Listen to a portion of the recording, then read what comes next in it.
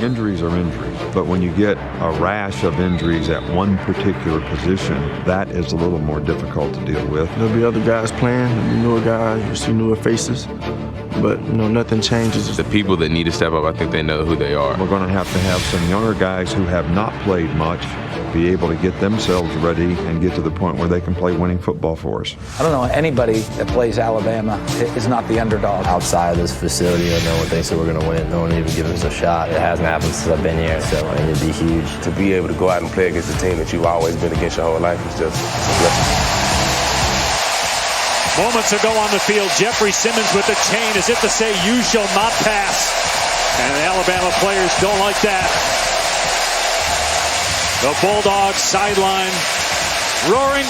So is everybody else with cowbell in hand here at Mississippi State.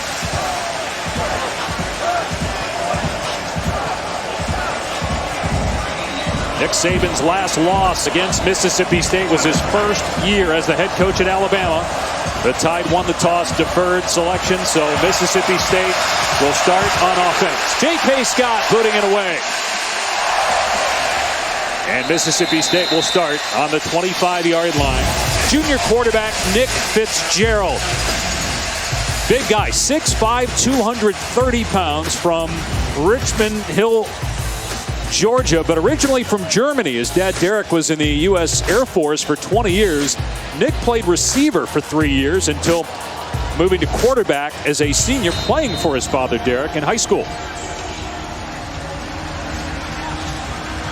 And along with Lamar Jackson, Nick Fitzgerald, they are the only quarterbacks with 1,000 passing yards and 800 rushing yards this season.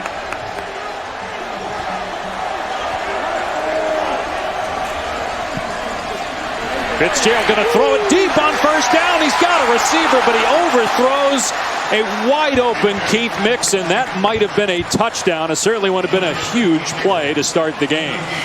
Trying to make a statement early. Talked about the perimeter rushing attack of Mississippi State. Faking that perimeter run, trying to hit a deep post over the top. And the deep balls that Nick Fitzgerald has missed over the 2 years as the starting quarterback here in Starkville have plagued this team from time to time. Few bigger than the one he missed right there. Because to beat Bama, you got to hit on those when you get those opportunities. Play fake, Fitzgerald in the pocket, throwing again. It's high, way over the head of the intended receiver, Jordan Thomas. Well, Nick Fitzgerald's got to settle down here a little bit here on the first drive. Coming out of high school as a triple option guy. Attempted just 76 passes coming out of high school. Really limited his recruiting. 2 offers, including Mississippi State. And the key for Dan Mullen was getting this young man on campus, getting him into camp so that he could evaluate him and that the young man could show what he was worth in person. And if you can give Dan Mullen credit in any area, he knows how to develop quarterbacks. You talk about Dak Prescott, who was the predecessor for Nick Fitzgerald, and what he did for Dan Mullen's team and what he's doing now in the NFL. Big shoes to fill. Fitzgerald has done a pretty good job so far. Coming into tonight, 3rd and 10, another pass play. Instead, Fitzgerald is sacked back at the 12 by Rashaan Evans. Maybe Alabama's best player defensively. You can see standing up on the right, trying to create options. Up front, just a delayed blitz. You have one-on-one on the outside. Evans pretends, relaxes, and then recognizes drop back and goes full speed to bring down Fitzgerald. Great start to the Alabama defense. And Greg, that's only the 6th sack allowed by Mississippi State. Good punt, though. Fair caught by Marks at the 34-yard line. And here comes Jalen Hurts.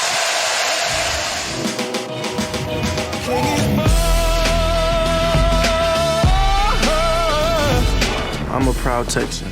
Being from Texas, it's a little different. I feel like we're built different. You hear the motto, don't mess with Texas. And it's just a pride thing.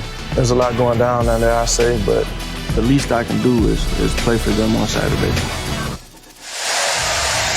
There was a penalty marker down. We'll have to wait for Jalen Hurts to take the field here.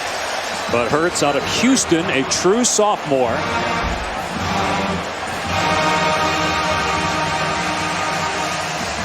He's responsible for 53 touchdowns 33 passing, 20 rushing. Rushed for over 600 yards this season, over 900 last season. There was a leaping penalty on the punt. So it is a first down for Mississippi State.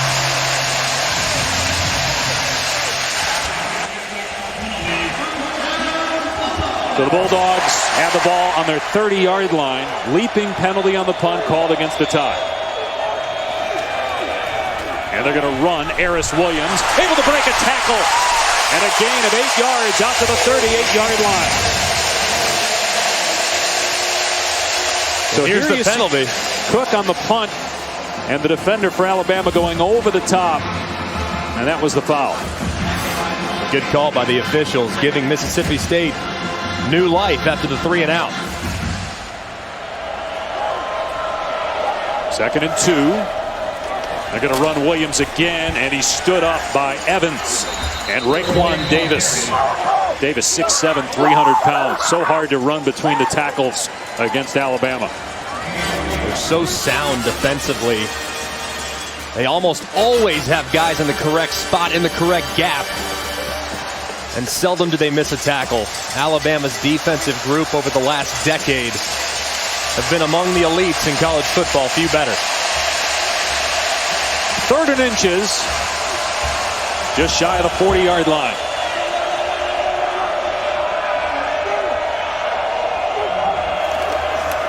Williams again. And good push by that offensive line, which, Greg, you said is the best offensive line that Bama's played this season. They are, especially the left side of the offensive line, which was the point of entry there for Mississippi State's offense. Martinez Rankin and Darrell Williams on the left-hand side. They're big, they're physical, and this Bulldog front really plays with a chip on their shoulder. They love to set the tone up front. They've done a good job of it over the last 3 plays. Rankin back at left tackle after missing time due to injury. Fitzgerald getting to the perimeter before he's bumped out of play after a gain of about 3 or 4.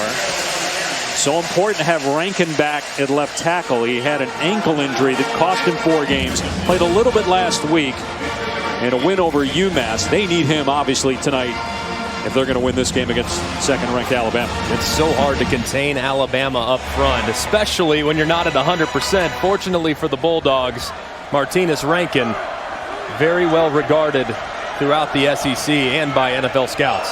So they spread him out here on 2nd down and 7. Fitzgerald, a lot of his passes have been high. This one's on the money for a first down to Reggie Todd.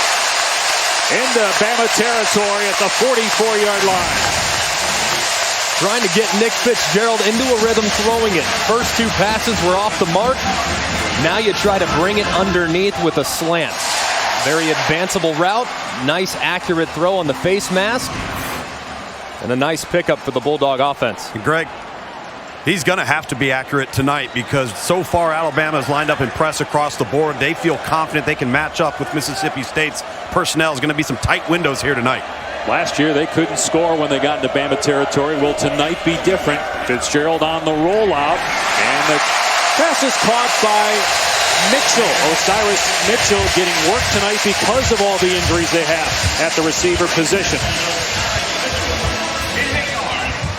8-yard pickup. This might be an opportunity on 2nd and short. Not only is it likely 4-down territory, but if I'm Mississippi State, I might try to hit a play-action shot down the field, knowing I can come back and get it potentially on 3rd down. And remember, it was open on the very first play. Fitzgerald just overshot the receiver. Little option here on 2nd and 2, and the pitch to Williams, and he's going to get cut down.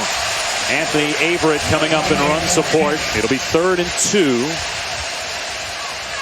for Mississippi State on the 36-yard line. Tell you, Greg, getting 3rd and 2 for this offense, I mean, that's a dream. They've got to be in 3rd and short all night long to have a chance. And in this drive, they've had 3rd and less than 1. 3rd and 2 here. That's the recipe for Mississippi State. And Tom, Dan Mullen's not pulling any punches. You got to think it's 4-down territory when you get to this part of the field. So they might have 2 downs to get it, even if they're stopped short here. Yeah, they got a walk-on freshman kicker who hasn't missed this year, but he also hasn't kicked one from this length. They hand it off to Williams. He is stopped Deron Payne, the nose man, with the hit. So it's 4th and 2. It would be about a 54-yard try. Again, the kicker, Jace Chrisman. His long on the season is 45. The offense is staying on the field. This is not even a thought for Dan Mullen, as you said. He's going.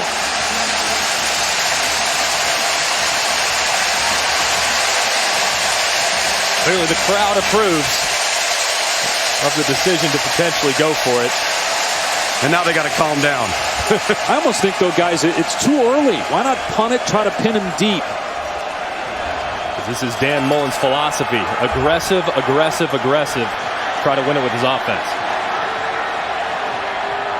Now Fitzgerald gets up under center, maybe just trying to draw Alabama offside. And they're going to take the penalty and punt it. I think this is the right call by Dan Mullen here. Pin Alabama deep, play defense. 5-yard penalty. Ken Williamson, the referee. I mean, you've already flipped the field. Now you're just hoping that your punter, Logan Cook, can do his job. Senior kicker's got a lot of experience, but look on the season, 0 punts inside the 20. Xavier Marks is the deep man. Alabama had a leaping penalty trying to block a punt earlier on this drive. And you see there, they won't even try. Beautifully done, Mississippi State all over that. Great punt, and Chris Rayford was down there for the Bulldogs.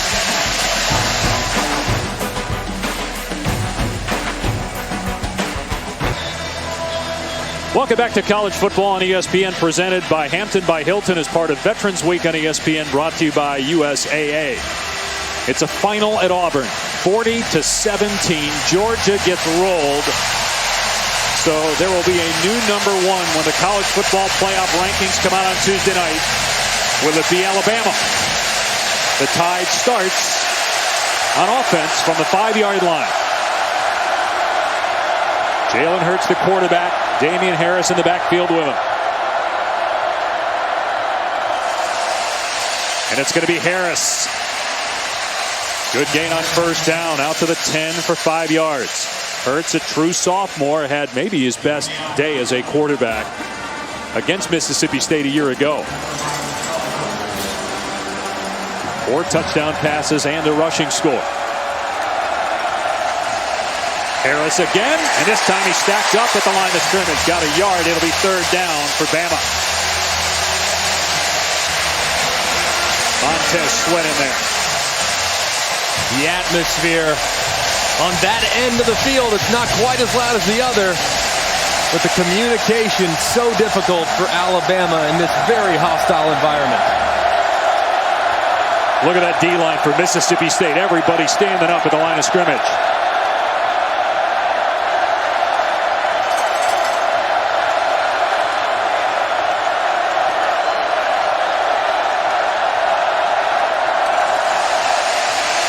Hurts gets hit, spun down at the 5-yard line. Sacked by J.T. Gray, forcing a punt.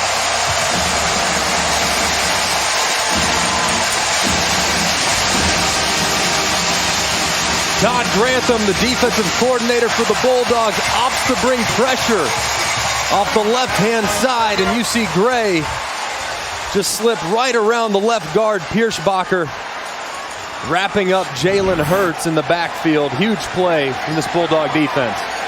J.K. Scott at the back of the end zone to punt. This is his 54th game at Alabama. He's been in this situation before. Gets off an excellent kick, and wow.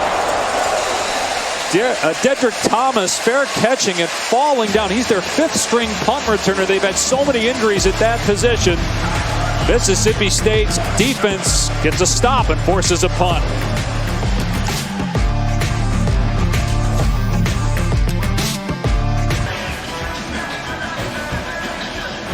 Mississippi State quarterback Nick Fitzgerald from a military family. His father, Derek, who I spoke to this week, said he served as an air traffic controller basically in the Air Force for 20 years. Nick was born in Germany, moved to Florida at the age of 1. After retiring, his father became Nick's football coach. As Fitzgerald with a back shoulder throw that's caught. Jordan Thomas to the 34-yard line of Alabama. Gain of 24.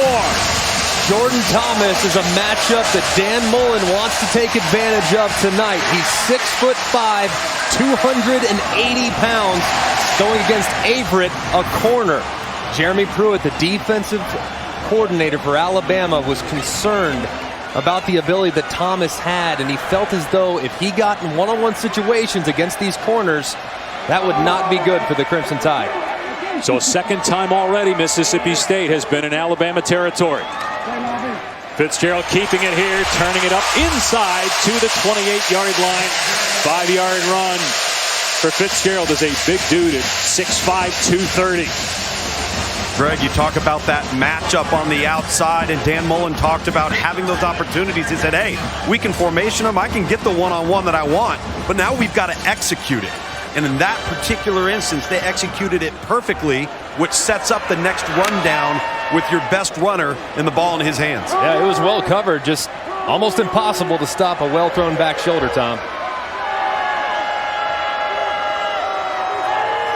On 2nd and 5, it's a run play. Williams pushing the pile near the first down marker, but just short. Raekwon Davis on the stop. 3rd down and 1. We saw this on the last drive where they get 3rd and short. Now they're in field goal range. See if that offensive line can lean on Alabama's defensive line, which is awfully hard to do, but if any group can, it's this one. Last time on 3rd down and short, they didn't run Fitzgerald. They tried to get it to one of their running backs. In short yardage, you got a guy that's 6'5", 230 pounds. Run the big fella and see if you can get some surge. Between the tackles or perimeter? Perimeter. Instead, Fitzgerald straight ahead, bouncing off a tackle inside the 15-yard line. Well, you called for it. Fitzgerald, he ran it, and he got 11 yards. So they challenged the teeth of the Alabama defense. Keith Holcomb, number 42, filling in for the injured Sean Dion Hamilton. He's there. He just doesn't make the tackle. Great job by Fitzgerald, spinning off the would-be tackler and falling forward for a big first down. Greg and Dave, take a look at how long Mississippi State is taking in the huddle. They are slowing this game down. Yeah, just going to say that, Lugs. You've got 10.5 minutes gone by. Bama's had the ball for 3 plays. They hand it off here to Williams. He gets drilled at the 11-yard line by Davis again. Gain of 2 or 3 for Harris Williams. You're going to hear that name a lot. Raekwon Davis, number 99, only a sophomore. He might be the best-looking defensive lineman in the country. He's 6'7", and I think that's a little short, frankly. He's every bit of 6'7" and a hook, maybe 6'8", 310, and so versatile and athletic. Very long there in the trenches. Been very active early in this one. 2nd and 7. Williams again, down to the 5, into the end zone. Touchdown, Mississippi State.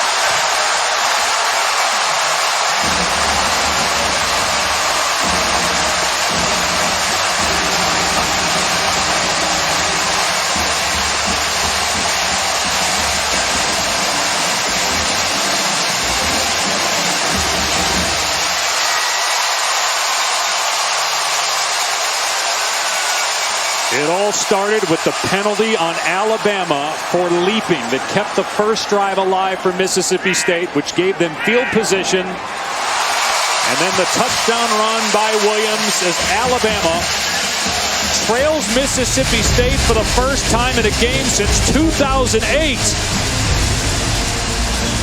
Williams with a rushing score, and the Dogs strike first.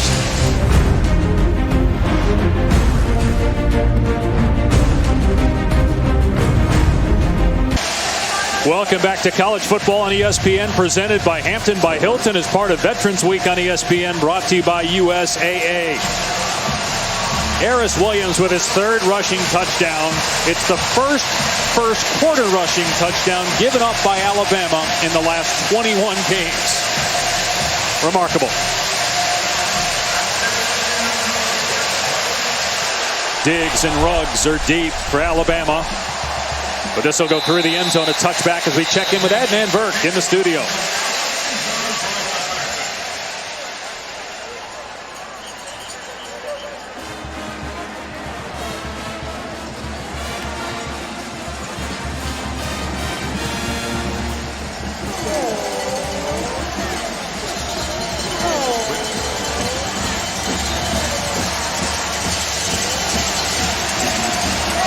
And check this out. Alabama coming into tonight trailing for only 2 minutes and 26 seconds, and they're down late first quarter to Mississippi State. Not much there for Scarborough on first down, only a yard. I want to go back to the touchdown. Alabama's so good up front that you have to create opportunities with leverage by looping pullers around. Look at 51, Stuart Reese. A great job getting to Holcomb and allowing the touchdown. Hurts to run here on second down. Out past the 30-yard line. Picks up 4. Leo Lewis on the stop. It'll be third down.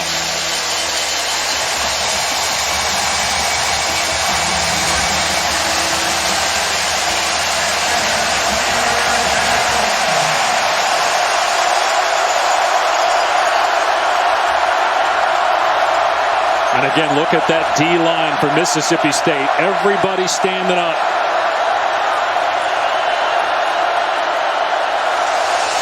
They bring pressure. Hurts pass pulled in for a first down. Ridley wide open. He makes a defender miss and still going. Ridley past the 30-yard line. Ridley to the 10. And finally they get him out of bounds. Calvin Ridley, the best player on offense for Alabama, left wide open. All because of the protection up front. Mississippi State opting for blitz, which leaves their secondary in isolations. And when you leave Calvin Ridley in a one-on-one situation, he's going to make you pay. Huge play for the Crimson Tide. 64 yards. Down to the 6-yard line. Hurts will run off the left side. Stiff-arming. Lunging. And they mark him down at the 1-yard line.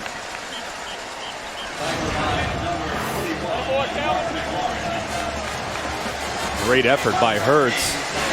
Looks like that left knee was down, so I think the spot's correct, but tremendous effort by the sophomore.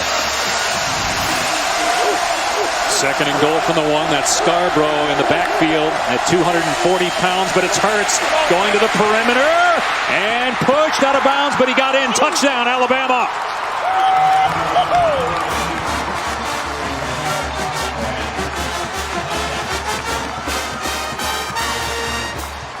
Eighth rushing touchdown this season for Jalen Hurts, who just beat the defender to the corner. So much green grass to the field for Jalen Hurts, and it's a foot race. Him and Brandon Bryant to the pylon. Jalen Hurts wins it. What an answer by Alabama's offense. Yeah, we showed that graphic about trailing for 2 minutes and 26 seconds all season. And they trailed for 1:54 before scoring a touchdown and then tying it with a point after.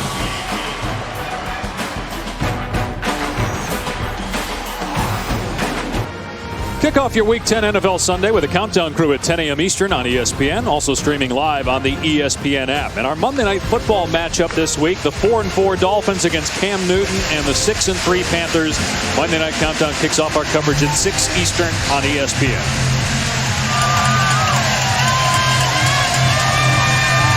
What a response by Alabama, trailed for less than 2 minutes. 64-yard pass play to Ridley, setting up the Jalen Hurts touchdown run.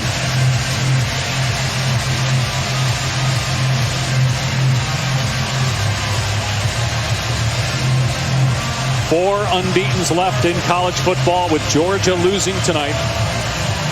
Alabama, Wisconsin, Miami's playing Notre Dame shortly on ABC. And UCF, short kickoff fielded at the 10-yard line by Todd. Out to the 27. Want to go back to the last drive and look at that long pass play by Alabama. Mississippi State opting to bring pressure off the right-hand side. This is called a trap 2. You see those two safeties deep? And the corners underneath, nothing but wide open space over the middle of the field, and that's exactly where Calvin Ridley got to. Tremendous job up front by Alabama's offensive line, picking up that pressure and giving Jalen Hurts a couple seconds to find Ridley streaking. Then, of course, Ridley making it happen after the catch. That was Mark McLaurin that missed the tackle, which led to the big run after the catch. From the Mississippi State 27-yard line. Little mix-up. Fitzgerald colliding with Kylan Hill, and Fitzgerald keeping it for 3 yards.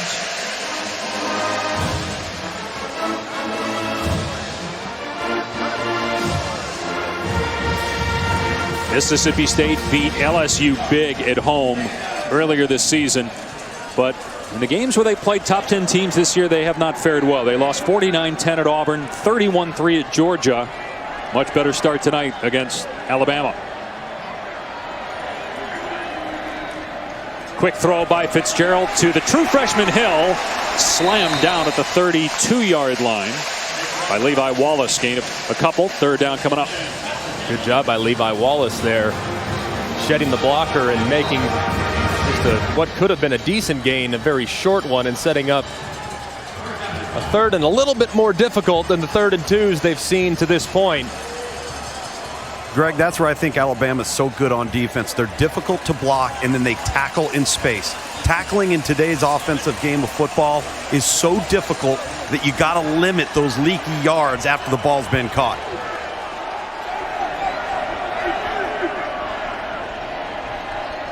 Fitzgerald on 3rd and 4 with time. Broken up, incomplete. Minka Fitzpatrick, a flag is thrown. Fitzpatrick looked like he made a good play on the football. Maybe he got the receiver with the left hand as he was knocking the ball away with his right. Holding against an eligible receiver, number 6 of the defense. So it was away from the pass. It's on Hootie Jones. That's the second big penalty by Alabama that's led to a Mississippi State first down. You can see him right here. Hootie Jones on the right-hand side. He grabs that collar. That's a great call by the official. Easy call. Are you surprised, Greg, at how much Mississippi State is huddling, trying to shorten the game? I'm not surprised at all. The more plays you play against Alabama, the more difficult it becomes. Got to take your chances when you can. From the 42-yard line, big hit in the backfield. A helmet comes off as Fitzpatrick makes the tackle. He's going to have to come out for a play. Tackles Kylan Hill, but because he lost his lid, he's got to sit out for a play. See if Mississippi State tries to snap it here. Doesn't look like it will. And we'll go to the second quarter with the game tied at 7. Touchdown run by Eris Williams and a touchdown run by Jalen Hurts for Alabama. 1 quarter in the books here in Starkville.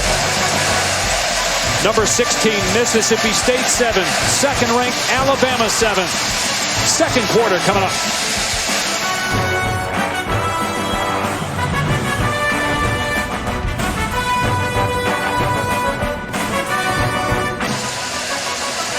You're watching the SEC on ESPN. And when you are born in Starkville, you are born with a cowbell in hand. Everybody's got them here at Davis Wade Stadium. He's loving it. It's awesome. Greatness.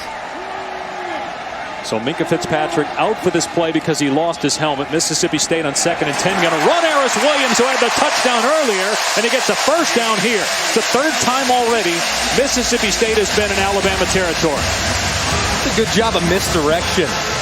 Look at how he starts to his right and then comes back around to his left and follows big 61, Deion Calhoun, through the left-hand side. Nice counter action. Alabama's so aggressive and so good and versatile up front. You need to get their big guys running in one direction and then come back the other way. Misdirection's imperative for Mississippi State to try to create opportunities on the ground. Eris Williams gained 10 pounds from last year. Got a lot stronger. They try to run between the tackles. Picking a hole here, moving the pile a little bit, but Isaiah Buggs pushes him back. Gain of 3, though. I mean, they'll take that run on the football between the tackles against Alabama. Positive yardage against this defense is a plus. Now, you can't gain 3 on every down, obviously, and get the first, naturally, by mathematics. But Alabama so far, you've seen them have a couple issues at the second level with their linebackers. Holcomb in particular missed a couple tackles. Now Holcomb not on the field. In is number 18, Dylan Moses, the freshman in the middle of the field. Williams again. And this time brought down after a gain of about 1 by Anthony Jennings. You mentioned the linebackers. Talked about it in the open with Mack Wilson and Sean Dion Hamilton out for the season. Holcomb comes back in. This is his first SEC start. 4 linebackers out for Alabama. And Alabama's about the only team in college football that could handle this type of devastation at the linebacker level. They've recruited so well at every position. But it's no denying that the most important part of their defense is the second level. And they're missing some key players tonight. 3rd and 7 for Mississippi State from the 43-yard line.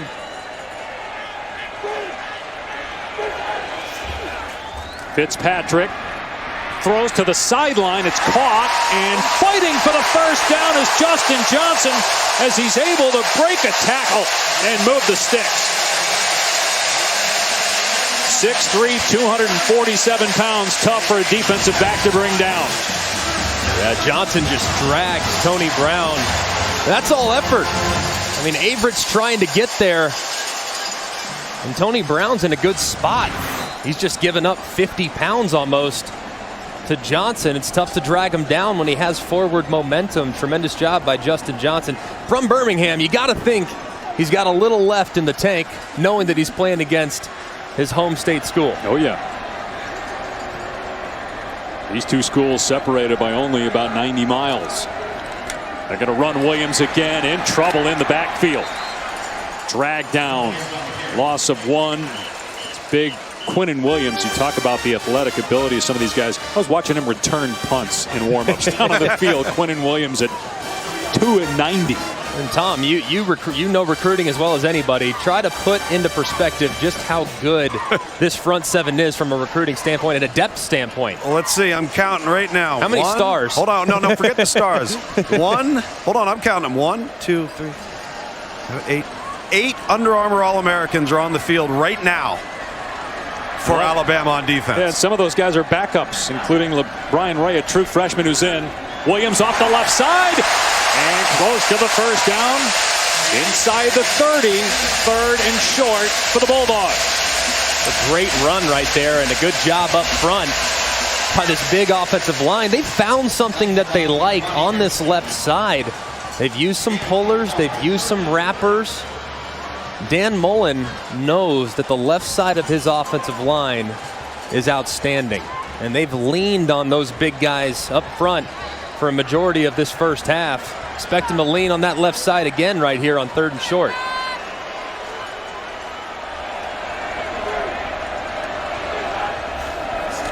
Fitzgerald fakes, now throws, caught inside the 10-yard line for Rod Green. Another tight end down to the 5. 1st and goal. A good job just releasing vertical off the play action. Ronnie Harrison is looking in the backfield. He's a half-second late to turn upfield, and that results in a big completion. 1st and goal. Harris Williams into the end zone for his 2nd touchdown.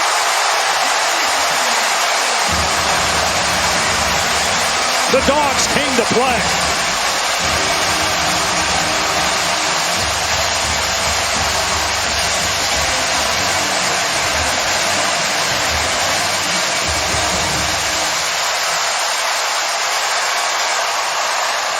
And how about Harris Williams? 14 carries already for 60 yards. We mentioned their 2 blowout losses this year. He struggled in those games. He's already got more yards in this one than he had in those 2 losses. The extra point is good. It's 14-7 Mississippi State. Dan Mullen knew that they had to establish the line of scrimmage. He challenged his offensive line, and they've responded. Just another day in the park, Mr. Mullen. Upset already tonight. Georgia going down. Alabama trailing by 7. And look at the rushing yards for Mississippi State. Alabama only gives up 76 rushing yards per game.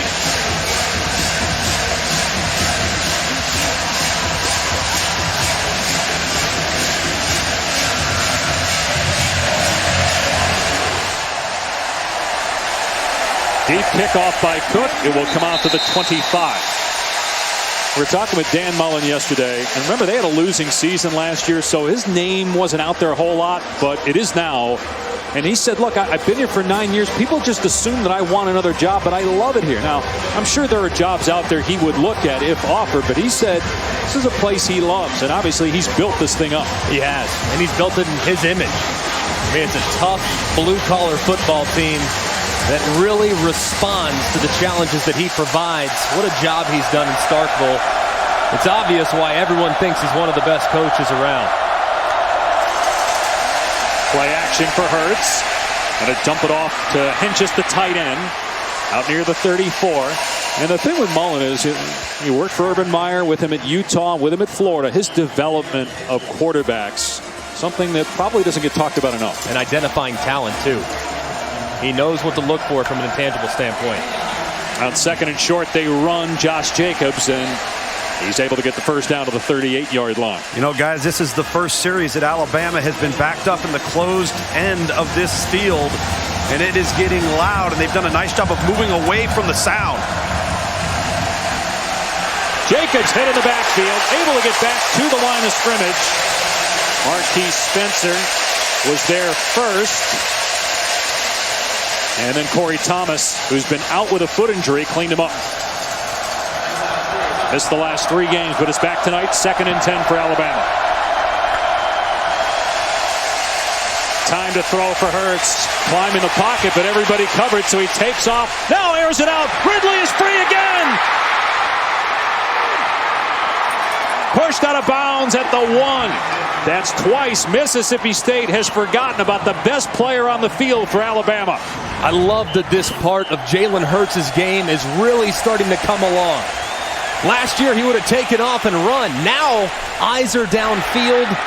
He identifies an open receiver and delivers it very accurately on the run. On 1st and goal, Jacobs into the end zone. Touchdown, Alabama.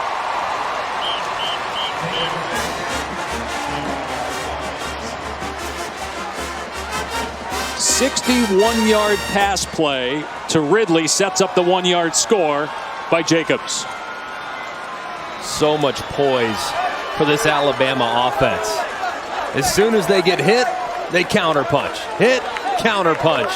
And they did so with a big play in the passing game by their quarterback and their outstanding 3-year starter at wide receiver, Calvin Ridley. Just remarkable, though, that twice Mississippi State has lost Ridley, leading to touchdowns for Alabama as we are tied at 14.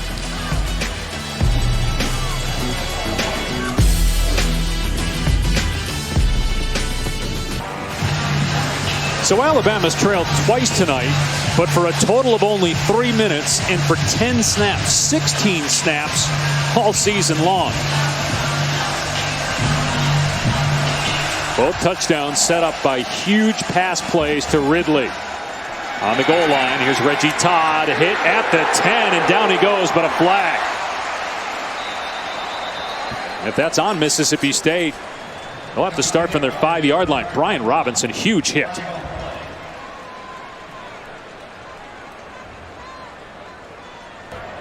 Block in the back. Return team, number 29. Half the distance from the goal. First down. Huge penalty. They'll start at the 5.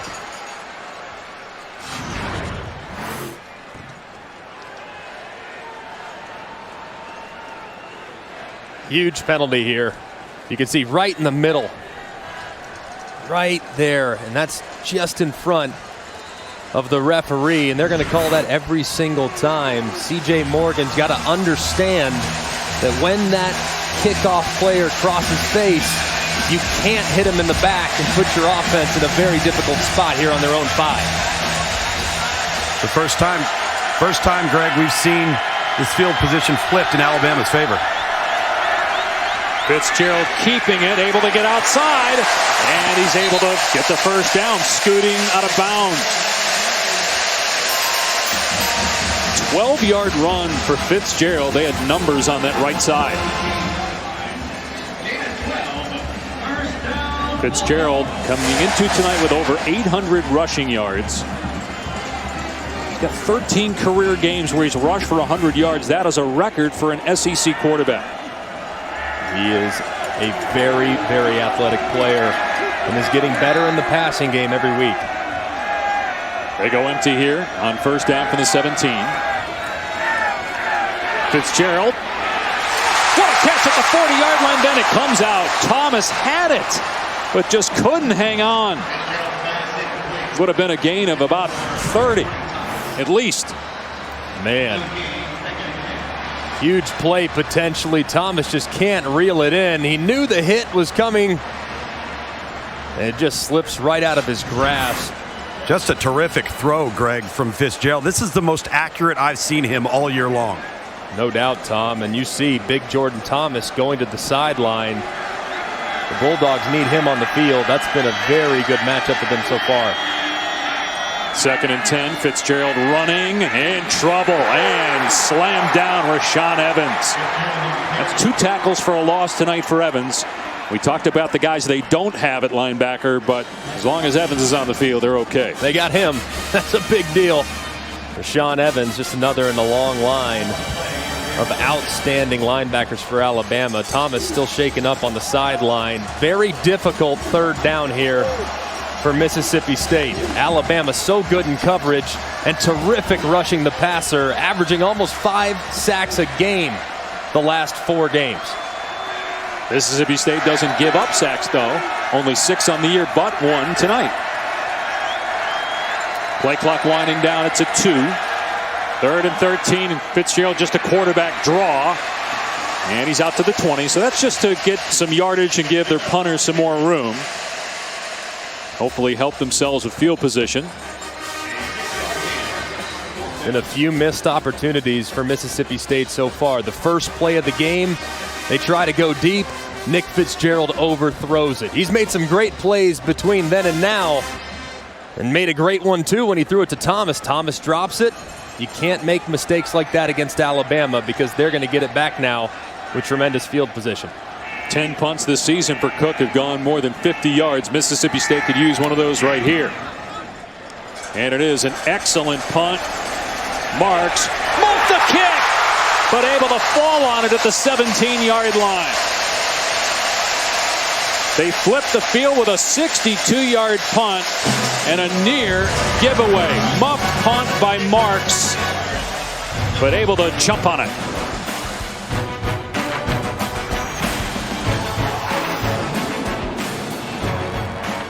Bama right now tied with Mississippi State. First down on the 18-yard line. They run Damian Harris, and he gets 3 to the 21-yard line. New offensive coordinator this year at Alabama with Brian Dable taking over. 17 seasons in the National Football League. But he goes back with Nick Saban to Michigan State. He was a GA there when Saban was the head coach of the Spartans. What a job he's done.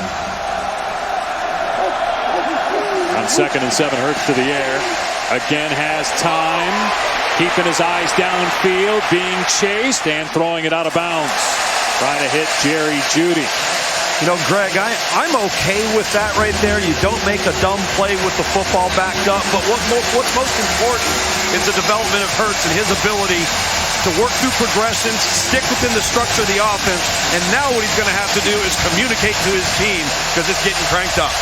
Yeah, 3rd and 7 here, Tom. He was outstanding on 3rd down last week. Can it continue here tonight in a very hostile environment? And Dable's done a really good job with Hurts, improving his game as a passer. 3rd down. Back shoulder to Ridley, and it's incomplete. Alabama will have to punt.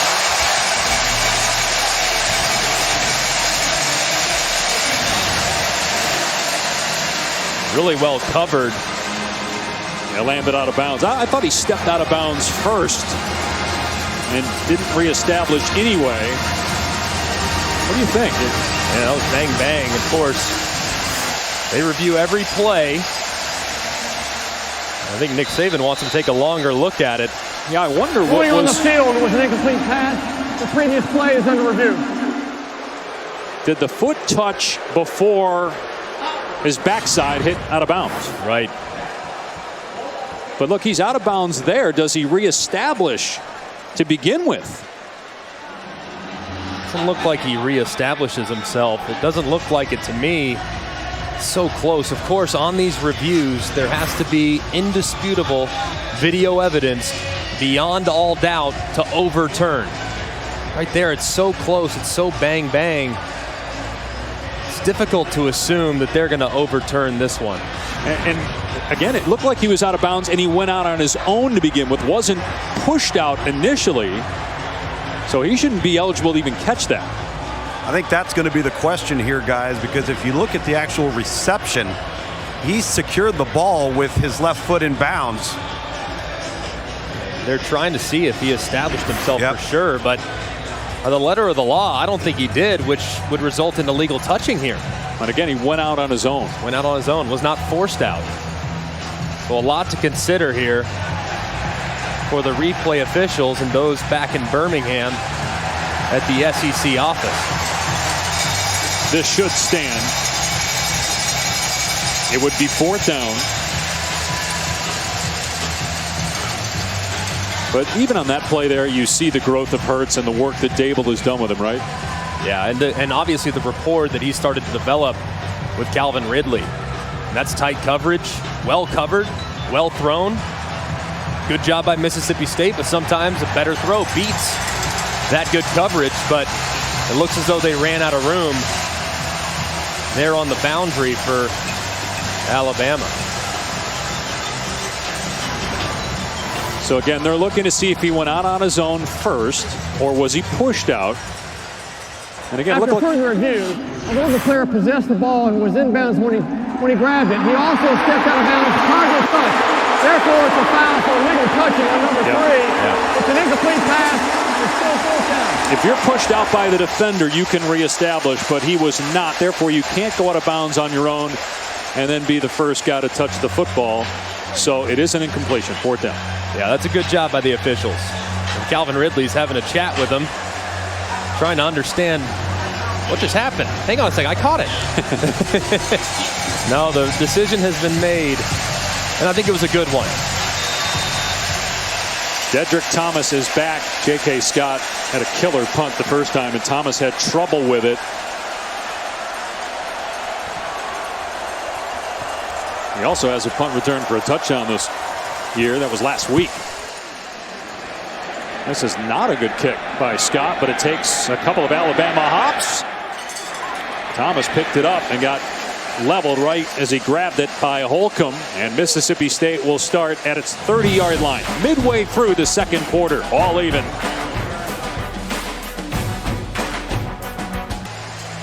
Allstate is proud to be part of the team that comes together to do good by contributing to participating universities' general scholarship funds for each field goal and extra point kick. To date, Allstate has contributed millions in scholarship funds. Welcome back to college football on ESPN, presented by Hampton by Hilton as part of Veterans Week on ESPN, brought to you by USAA. Alabama ranked number 2, Mississippi State number 16. We're tied at 14. Packed house here in Starkville. Mississippi State back on offense on its 30-yard line. True freshman Kylan Hill behind Nick Fitzgerald, the quarterback. Hill finds a hole and is able to get out to the 34 for a 4-yard run.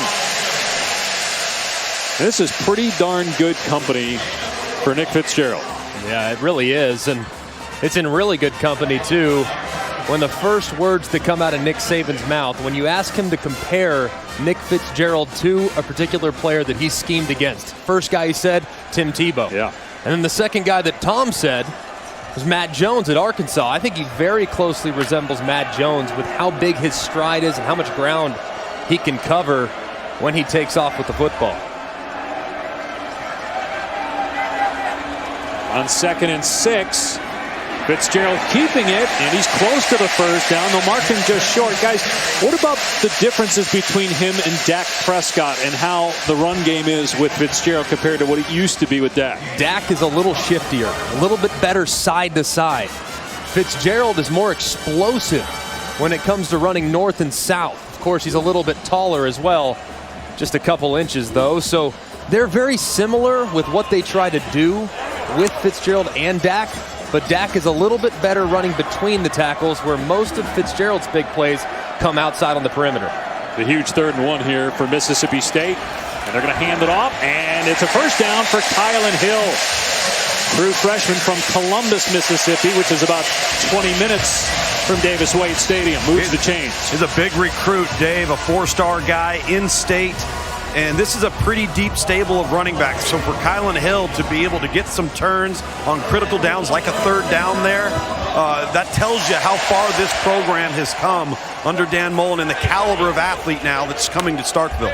And they use Kylan Hill in so many different ways. His ability to process everything they're throwing at him as a true freshman is pretty remarkable. They got to give Harris Williams a break. He's got 14 carries already in this game. Hill again. And this time Alabama's defensive line was better. Quinnen Williams is there for the tie.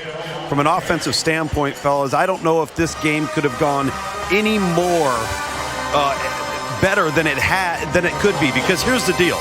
You slow down the game. Now all of a sudden you keep Alabama's offense on the sideline. You're frustrating them, and you've got balance run to pass, which I don't even think Mississippi State coming into the game thought they'd be able to run the football the way they have here tonight in the first half. Yeah, the time of possession numbers are just staggering. Mississippi State dominating in that regard. Over 20 minutes now with the football. Fitzgerald running the ball here. Wrapped up by Deron Payne, who was there first on the 44-yard line. Now 3rd down and long here. Mississippi State nearing 3 minutes to go in the first half. You just have to stay out of these situations if you're Mississippi State. Coming into this game on 3rd and 8+ situations. It's exactly what this is. They convert only 17.5%. That's 104th in college football. They have to be more efficient on 1st and 2nd down, because trying to gain big chunks against this defense in 3rd down is almost impossible. Alabama rushes 5, and a deep ball through the hands of the intended receiver Reggie Todd, but Tony Brown jumped in front. That may have distracted the receiver. It's 4th down. That was odd the way the ball was flying. Looks like Brown almost touched it, or he did touch it with that left hand, and Todd, he was all alone on the sideline. Wasn't on the depth chart coming into the season, but now, of course, forced into action. Just misplayed it in the air, it looked like a little bit. It was really hard to tell if Brown got a finger on it. Another missed opportunity on a deep ball, though, for Mississippi State. Mark's going to let this one go, and it checks up at the 2. You saw Cook with the golf swing there. He had some backspin on that baby. Let's go to the studio.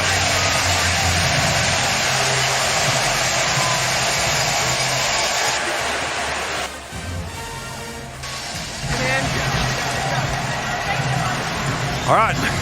Yeah, bro. Get your guy over there.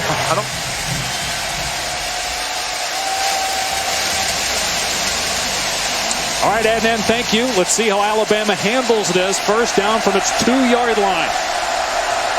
They got Big Bo Scarborough in there at running back with Hurts in the pistol.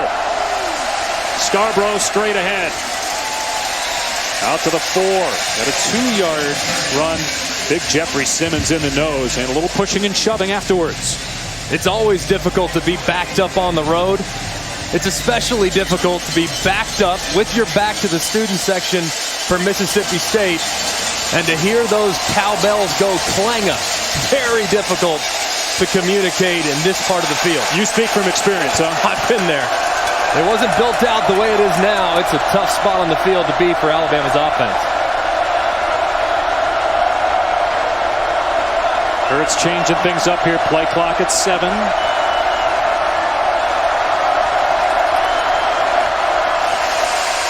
Hurts running with Scarborough blocking, and Hurts is tattooed.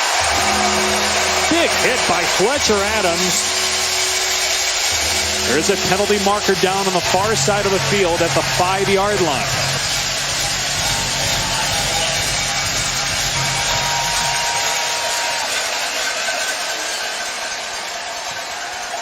I think Dan Mullen was going to call timeout, but because of the penalty marker. Defense number 34. 5-yard penalty from the previous spot. Repeat second down. Big mistake by Corey Thomas. Mullen was going to call timeout, but not now.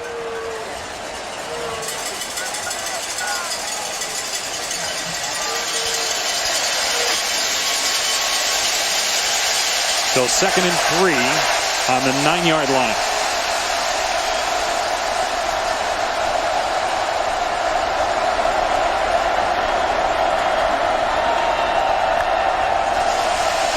It's Harris. Nowhere to go, but he breaks a tackle.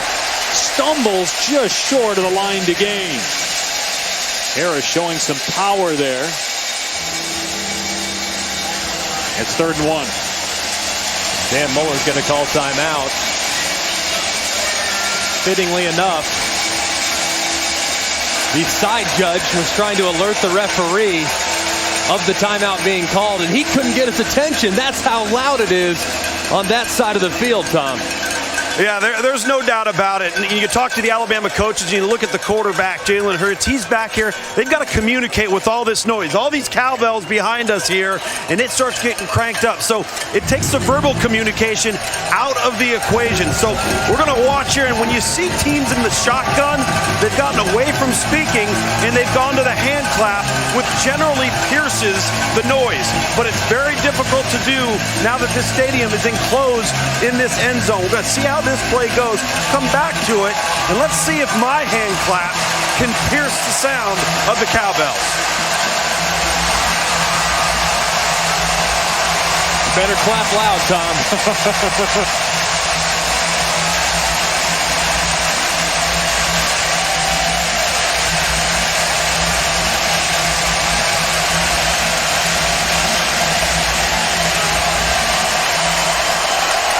Down and 1 for Alabama on its 11-yard line with 1:14 to go in a tie game.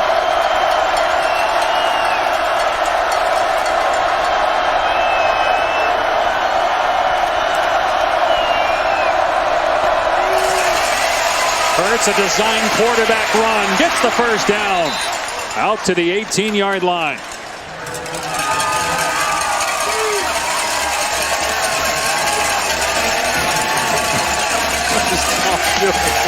Actually heard it a little bit there.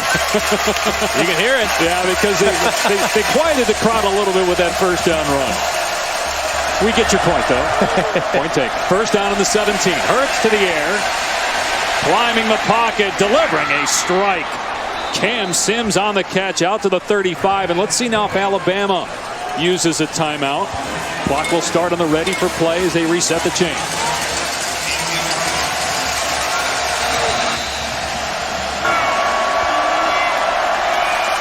Another pass play. Hurts setting up, and it's batted down, incomplete.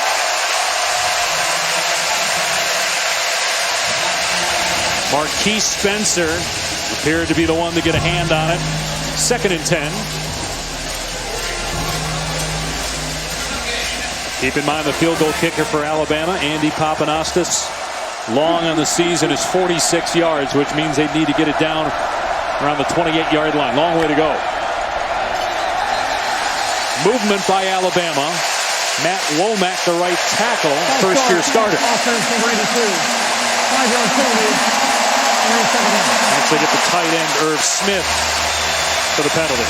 Here comes the crowd, fellas.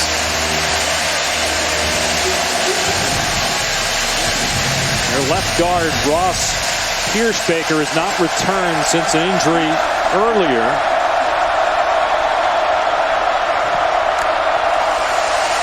Hurts to the air, in trouble, escaping the pocket.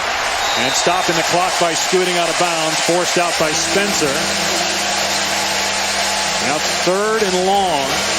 And if they don't get it, you would imagine that Dan Mullen will call a timeout.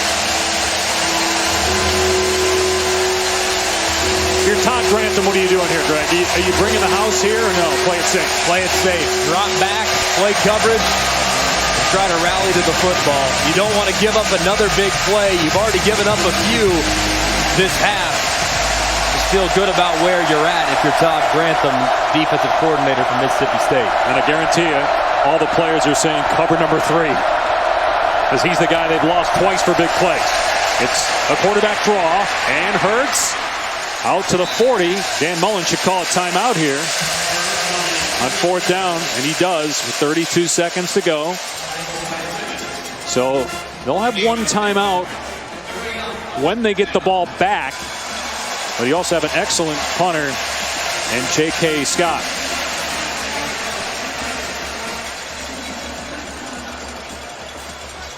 Nick Saban was trying to call timeout, fellas. I think Dan Mullen beat him to it. Why would Nick Saban call a timeout? He was running out. He ran out to the field and was given the timeout signal. I'm surprised that Nick Saban would call a timeout unless you're going to go for it on 4th and 5 from your own 40, but that doesn't make any sense. No, I don't think that's what he was thinking. No. I don't know if there was a miscommunication or something, but I applaud Dan Mullen for getting the timeout here because since 2014, Mississippi State is one of the best teams in college football when it comes to blocking kicks. They've blocked one already this year for a touchdown, so expect them to come after it here, be aggressive, and see if they can't get a hand on it. All right, we all thought that maybe Alabama was vulnerable because of the injuries at linebacker, but are you surprised by what you've seen so far in this game? I'm not. Their offense has played very well. They've had a few big plays. They've been relatively methodical. The one thing that I've seen, though, is their defense. They've actually gotten pushed around a little bit at the point of attack. They've also given up their fair share of explosive plays through the air and a couple missed opportunities, too, for Mississippi State. I think both teams will go to half feeling good about where they're at and saying, hey, we control the next 30 minutes. We're going to win the football game. And look at this. Mississippi State has nobody back. They're just going to let Scott punt it, and it's not a very good kick. It was out of bounds around the 30-yard line. I'm shocked that Mississippi State didn't want to come after that. I wonder, Greg, when they saw Saban coming out to the field, were they worried about a fake? And so they said, you know what, let's just be safe here and not put a return man deep?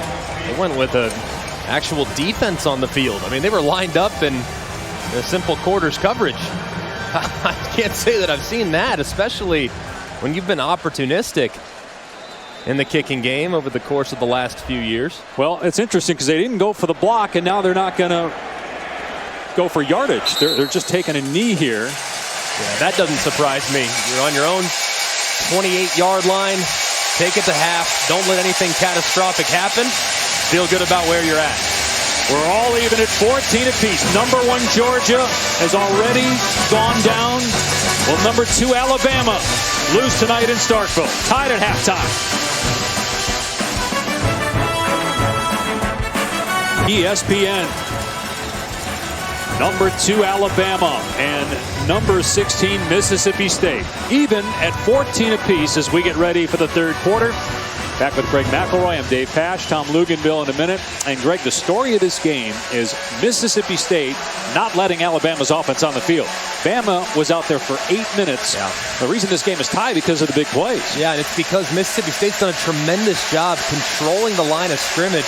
It's rare to see Alabama on the field for as much time as they were because they forced so many 3 and outs. But Mississippi State's commitment to the run game and the success that they've had doing it has been alarming. And I think that's something that Jeremy Pruitt, the defensive coordinator for Alabama, has to try to get addressed because Mississippi State did a tremendous job being methodical throughout the course of the first 30 minutes.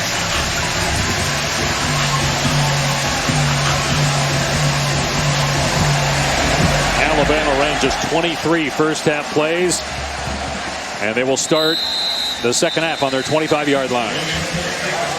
Let's take a look at the All-State, all-hands-in play. Calvin Ridley has been a star tonight, much like he has over the course of his career.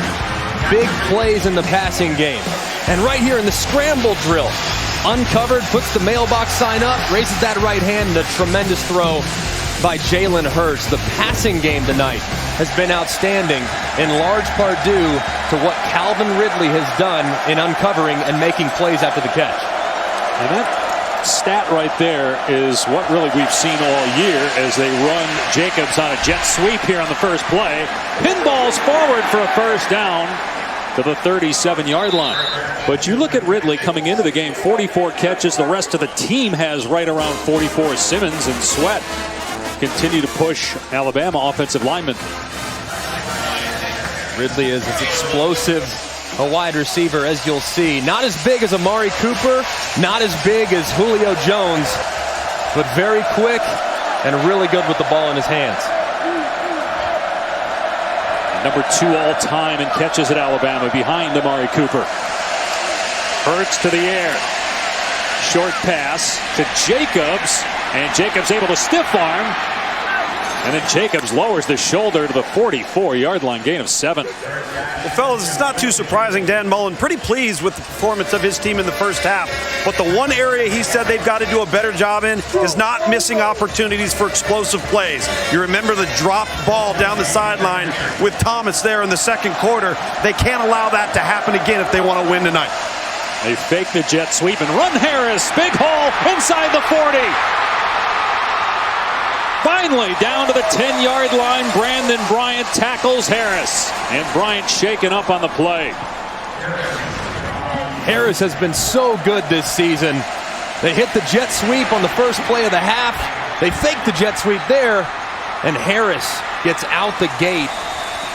Poor job at the second level by McLaurin, number 41.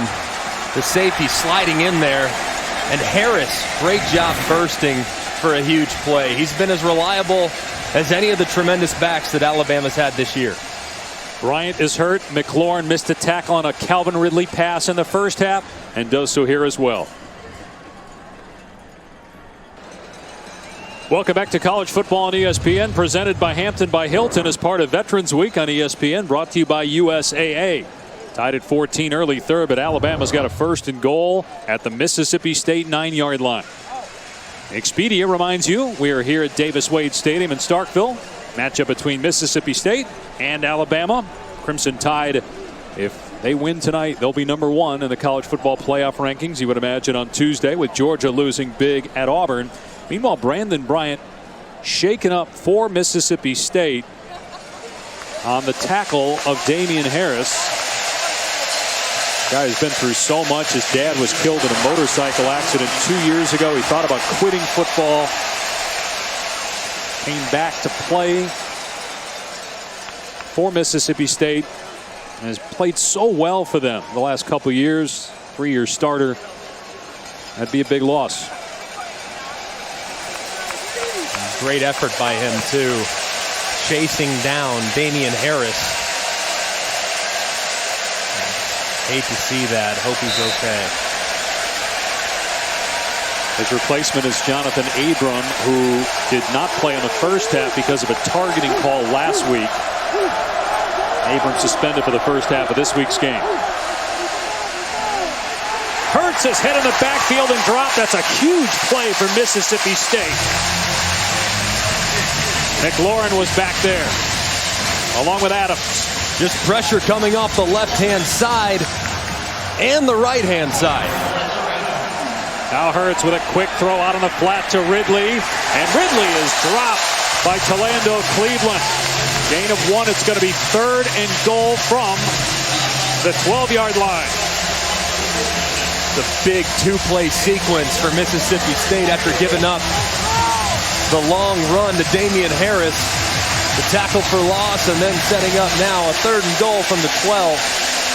And Greg, that injury gave him a chance to regroup a little bit and settle down.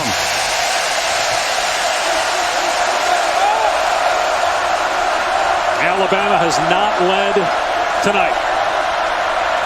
Has trailed twice.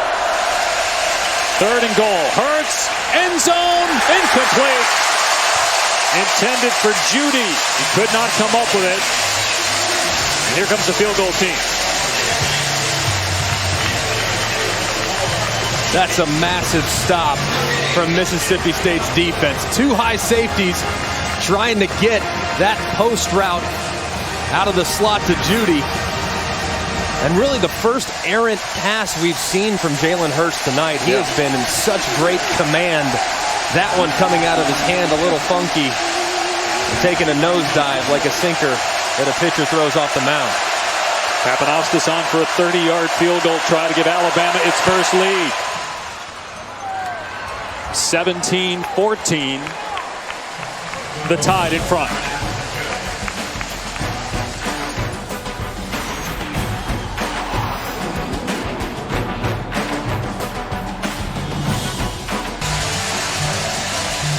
Remember last year, Dak Prescott going crazy, watching Morgan Williams hit the game-winning shot to knock off UConn in the Final Four. Mississippi State ended up losing to South Carolina in the championship game. But their Final Four banner was raised last night. Morgan, her teammates, Coach Vic Schaefer getting their rings tonight. Man, what a special moment that was. I mean, I was going crazy myself. I was like Dak. Reggie Todd on the 2, past the 20, and all the way to the 32-yard line. Nice return as we go to the studio and Adnan Burke.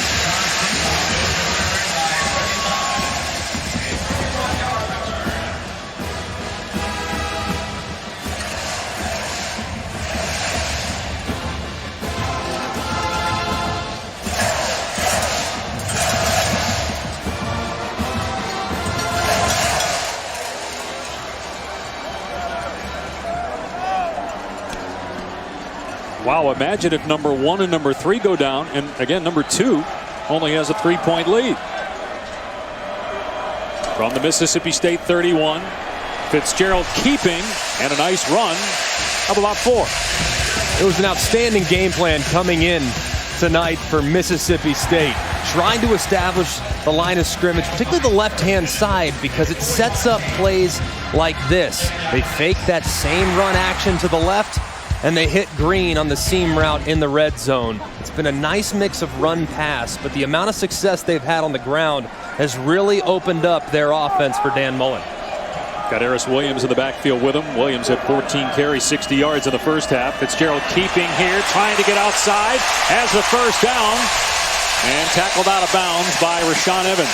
It is hard to outrun Rashaan Evans, and Fitzgerald just did it. I was thinking the same thing. I'm saying, if you're breaking away from Rashaan Evans, who's one of the fastest, most disruptive linebackers in the game, clearly his speed is on display. It's not often you see an Alabama defender beaten to the perimeter, especially by a quarterback. It just goes to show you just how capable Fitzgerald is with the ball in his hands.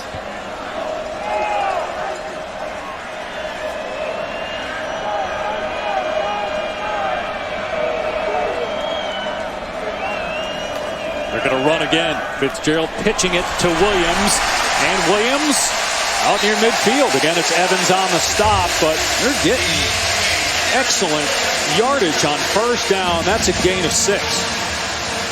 Well, they're staying out of obvious passing downs by winning on first and second down, now in second and short. And Greg, to your point, if you can run the football like this and you decide to just sit in the huddle for a good 30 seconds, it's going to frustrate the defense that's used to dictating terms, and it keeps Jalen Hurts sitting on a bench.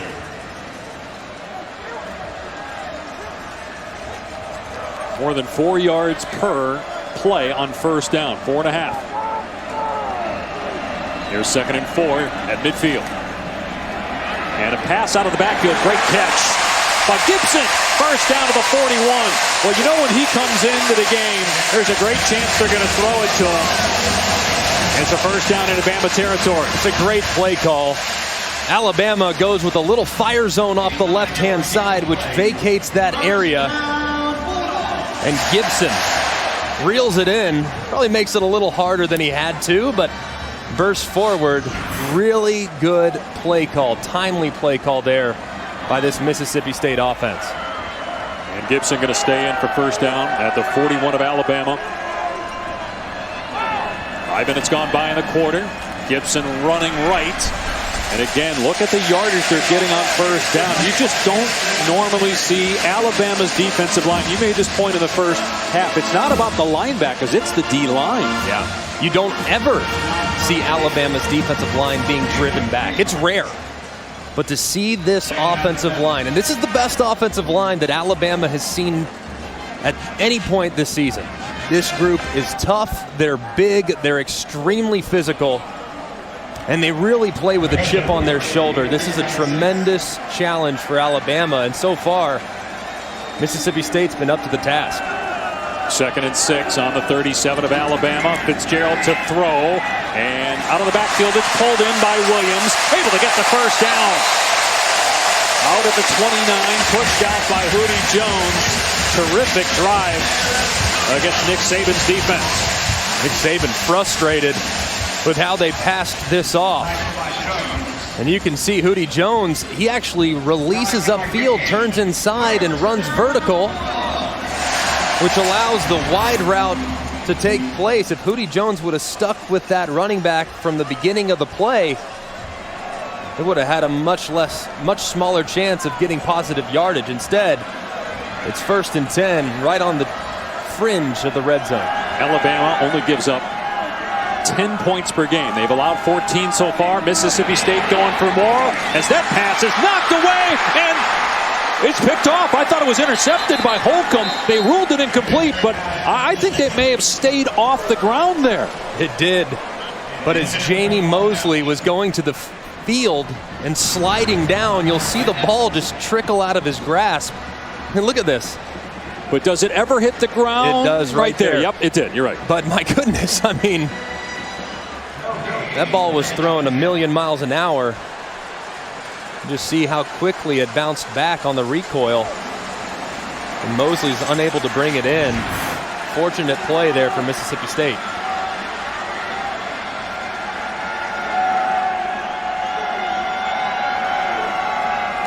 On 2nd and 10, another pass play. Fitzgerald gets hit, and the ball is incomplete.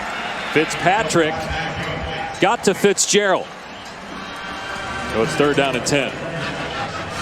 Just right around the right edge, you can see Fitzpatrick one-on-one against the running back, Harris Williams, who's solid in protection, but Fitzpatrick is just so elusive.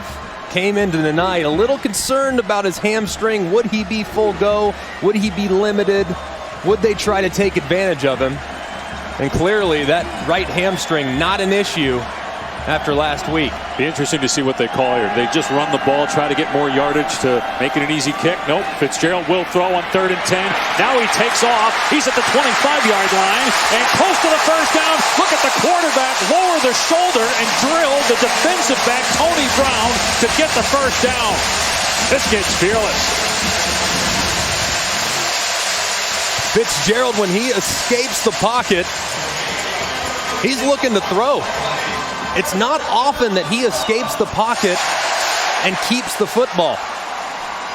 Right there, he sees that he's got a blocker out in front and a full head of steam, and he knows he can get the yardage, as clearly Nick Saban is displeased with what his defense is putting out there. Giving up a 3rd and 10 with this defense. So a first down on the 15-yard line.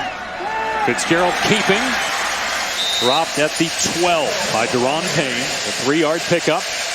Yep. Midway through the 3rd quarter, 3-point Bama lead. And Greg, Dave, talking with Nick Saban right before we went to half, I mean, he listed all the things. We don't have the ball, we had poor field position, and we couldn't get off the field on 3rd down. I think that's the most demoralizing thing to a defense that is so used to dominating on 1st and 2nd down, and then they get behind the chains and they have such an advantage. They've not one time had Mississippi State behind the chains here in this game, and certainly in the 2nd half.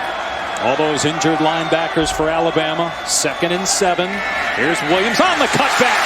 Oh, he goes up high into the air to get the first down. 1st and goal at the 3.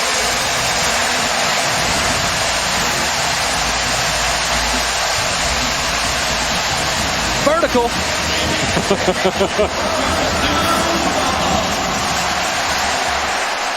Williams already with 2 rushing touchdowns. Let's see if they give it to him to try to get number 3. The quarterback keeps it. And Fitzgerald hit by Jones at the 2.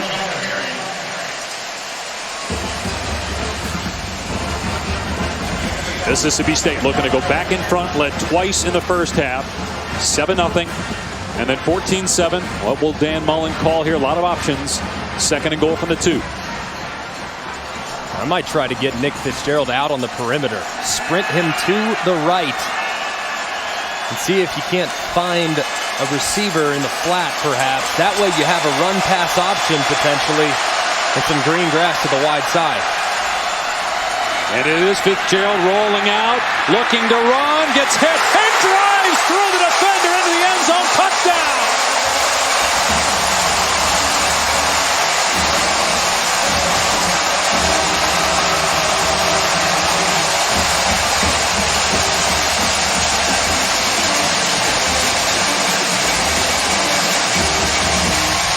You saw Nick Saban there just a moment ago talking with defensive coordinator Jeremy Pruitt.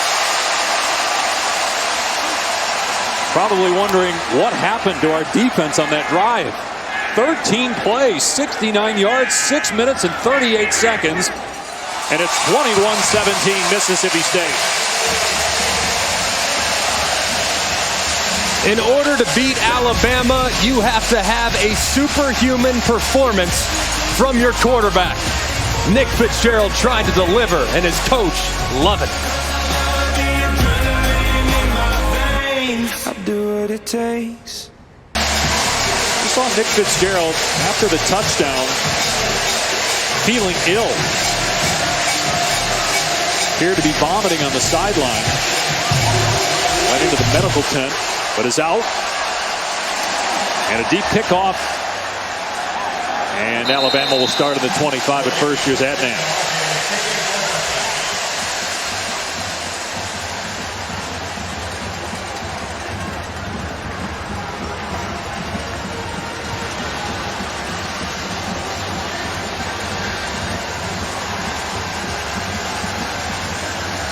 It'll be really interesting, especially if Alabama goes down, if the top 3 teams in the playoff rankings lose. What happens with Oklahoma? What happens with some 2-loss teams? A lot of time left here. A lot of time left in Miami, but a great start for the Canes, up 14-0 over Notre Dame. On the Alabama 25, Hurts back to throw. Running around. And this pass is broken up and nearly picked off on the redirection off of a helmet. Jonathan Abram with a pass breakup.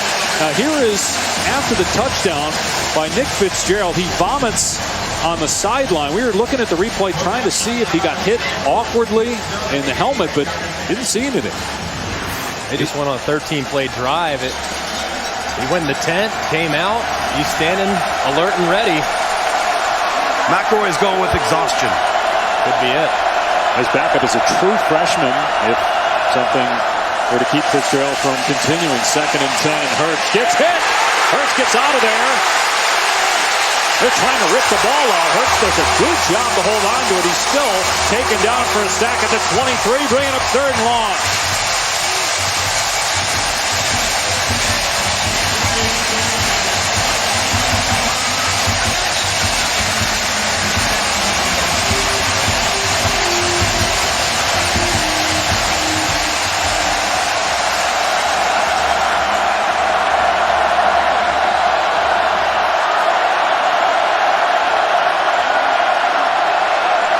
Mississippi State looks like it's coming. And now Hurts surveying. They bring pressure. Hurts pass is tipped and incomplete. Broken up by McLaurin.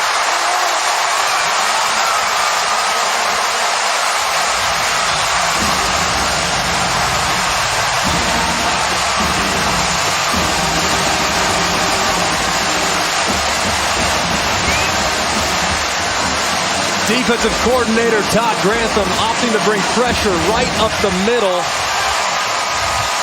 And you can see McLaurin getting his hand on it. Jalen trying to get rid of it quickly on a quick slant. Just not quick enough. J.K. Scott to punt for Alabama from inside his 10-yard line.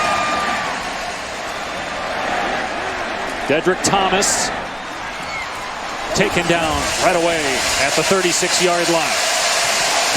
Mississippi State's defense balling, holding Alabama to 17. They have dominated time of possession. Alabama had the ball for only 8 minutes in the first half.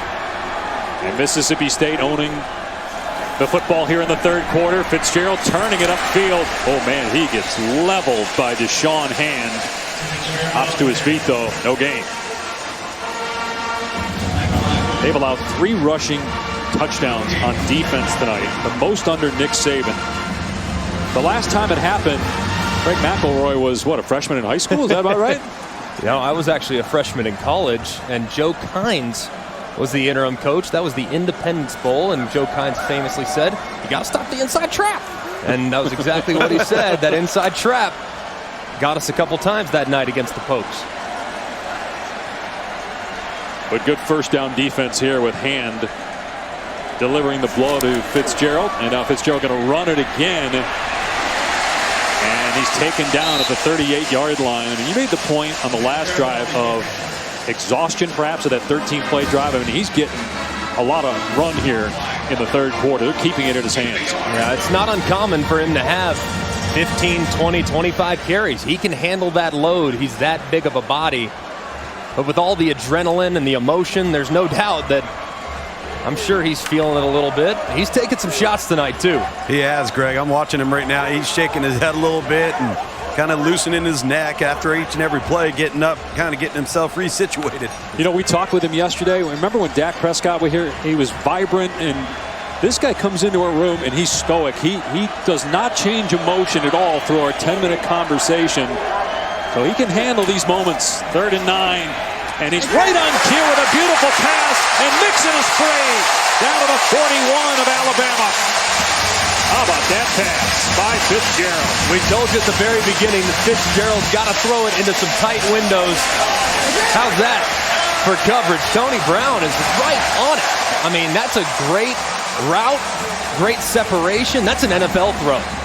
That's the type of accuracy you have to display when you're trying to dissect Alabama through the air. Right on cue there for Fitzgerald. 22 yards, and look what happens. They go right back to the huddle. Take more time off the clock. Keep that Alabama offense on the sideline. Handful of times now they've been in Crimson Tide territory.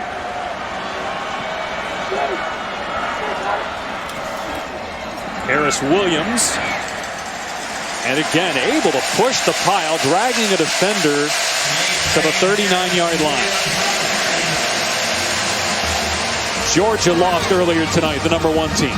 The #3 team, Notre Dame, is down 17-0 in Miami right now. And the #2 team is trailing late third quarter in Starkville, with Mississippi State trying to add to its 4-point lead. Now, the last time #1 and #2 lost on the same day, you got to go back to 2012. I wonder when the last time #1, 2, and 3 all went down. Might happen tonight. College football. It's the greatest sport in the world. You never know what's going to happen. On 2nd and 7, another run play. Williams again keeps the legs driving. Gets to the 36-yard line for about 3. Going to bring up 3rd down and 4 for Mississippi State. This is a really interesting play call here, Tom.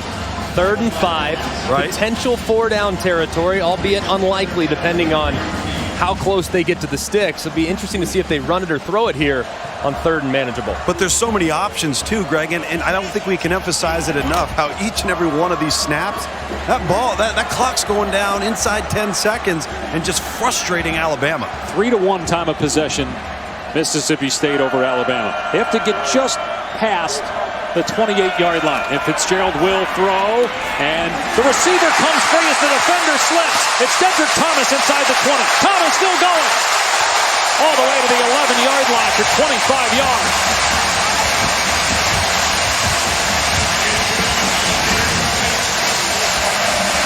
Dedrick Thomas working against Levi Wallace out of the bunch. Just a great route. You can see Wallace slipping as Thomas slipped back inside, trying to create some chaos with that bunch formation. That's exactly what they got, and picked up yet another big conversion through the air. From the 11-yard line, 1st and 10. Williams down to the 9-yard line. We'll see if Mississippi State runs another play or just waits till the 4th quarter. Darrell Williams, the left guard, a little slow to get up. The way this thing's gone so far, I'm pretty sure they're not running any plays. We go to the 4th quarter in Starkville. Alabama has won 30 consecutive regular season games, has not lost in the regular year since September of 2015, but they're down 4 going to the 4th.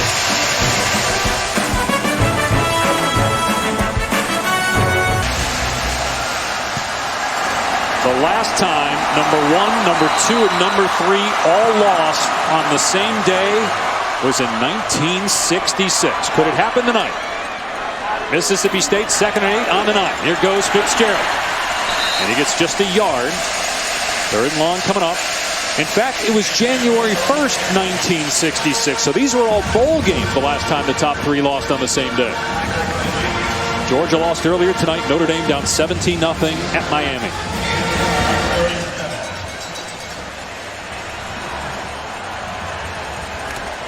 A huge 3rd down and 6. Can they extend the lead with a touchdown, or will Alabama keep it a 1-score game?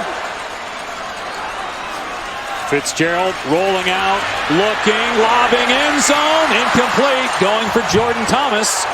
And then after the play, pushing and shoving going on the goal line. The officials have not thrown a flag yet.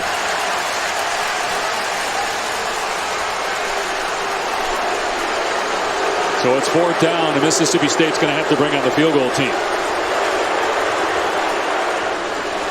Jamal Couch of Mississippi State was getting into it with a couple of Alabama players, and you saw some of Couch's teammates go in there and rip him away from the fray.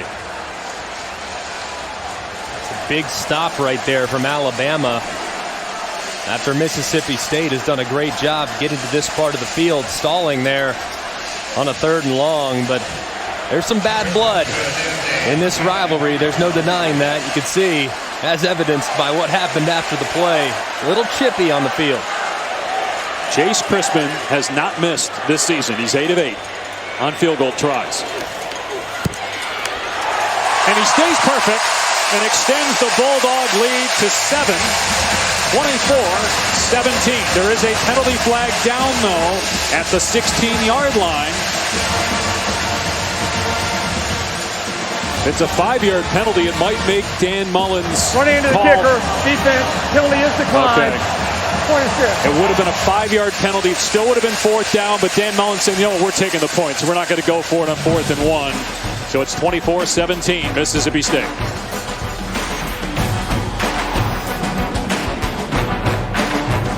Welcome back to college football on ESPN, presented by Hampton by Hilton as part of Veterans Week on ESPN, brought to you by USAA.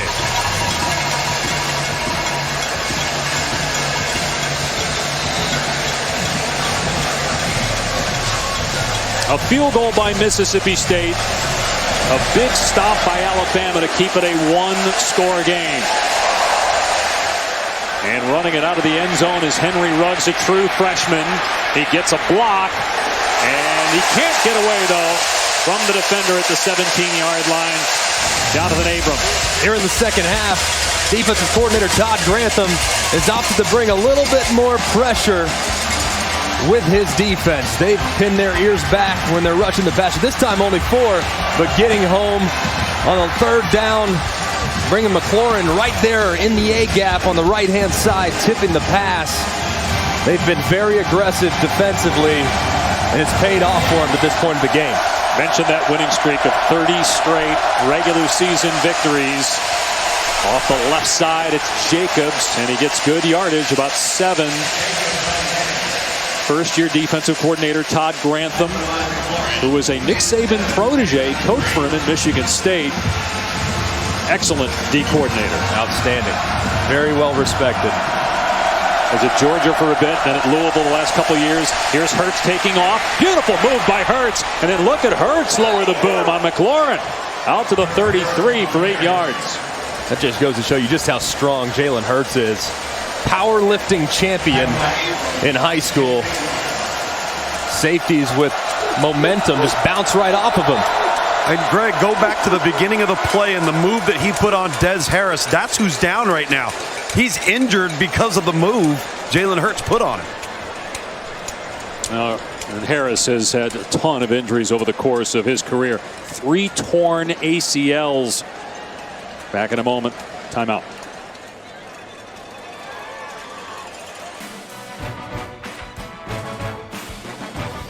Hi, I'm Captain Tim Dixon. On behalf of all of the Alabama alumni and fans in the 908th Airlift Wing at Maxwell Air Force Base in Montgomery. And we are so thankful for all those who have served or are currently serving in the military. First down for Alabama on its 33, trailing by 7. Here's Josh Jacobs to the outside, getting the first down. To the 47-yard line, a 14-yard run for Jacobs. Jalen Hurts, again tonight, Greg, we're seeing the poise of the young man. It's amazing. Just to think that he's 20 years old, only in his second year. He started a lot of football games, obviously. He just handles situations like this just masterfully for a guy so young. Hurts will keep it here. He's got running room. Breaks a tackle. Again, you see the strength and then the speed.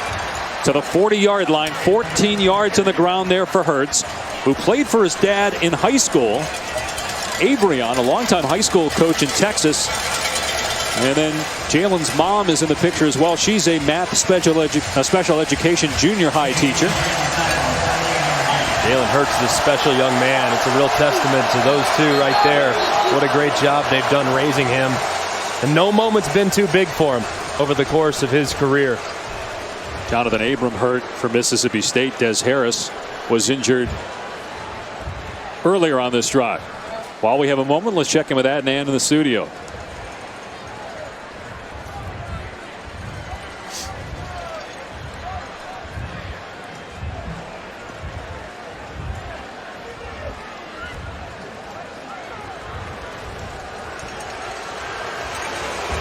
And you'd have to think that they're going to jump back into the top 4 with Georgia losing and Notre Dame down 20-0 right now.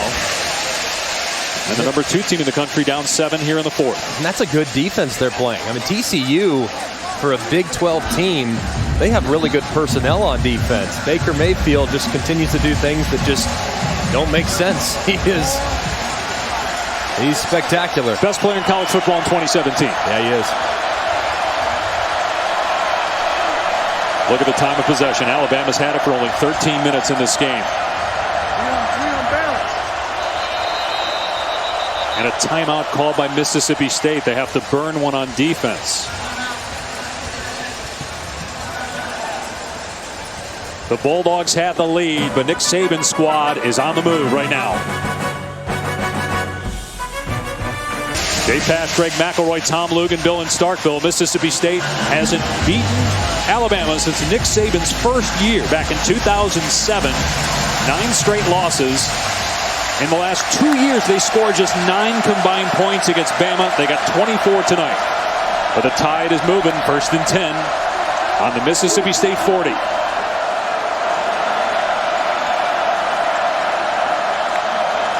And Hurts will throw. Blitz coming. Hurts is sacked at the 45-yard line.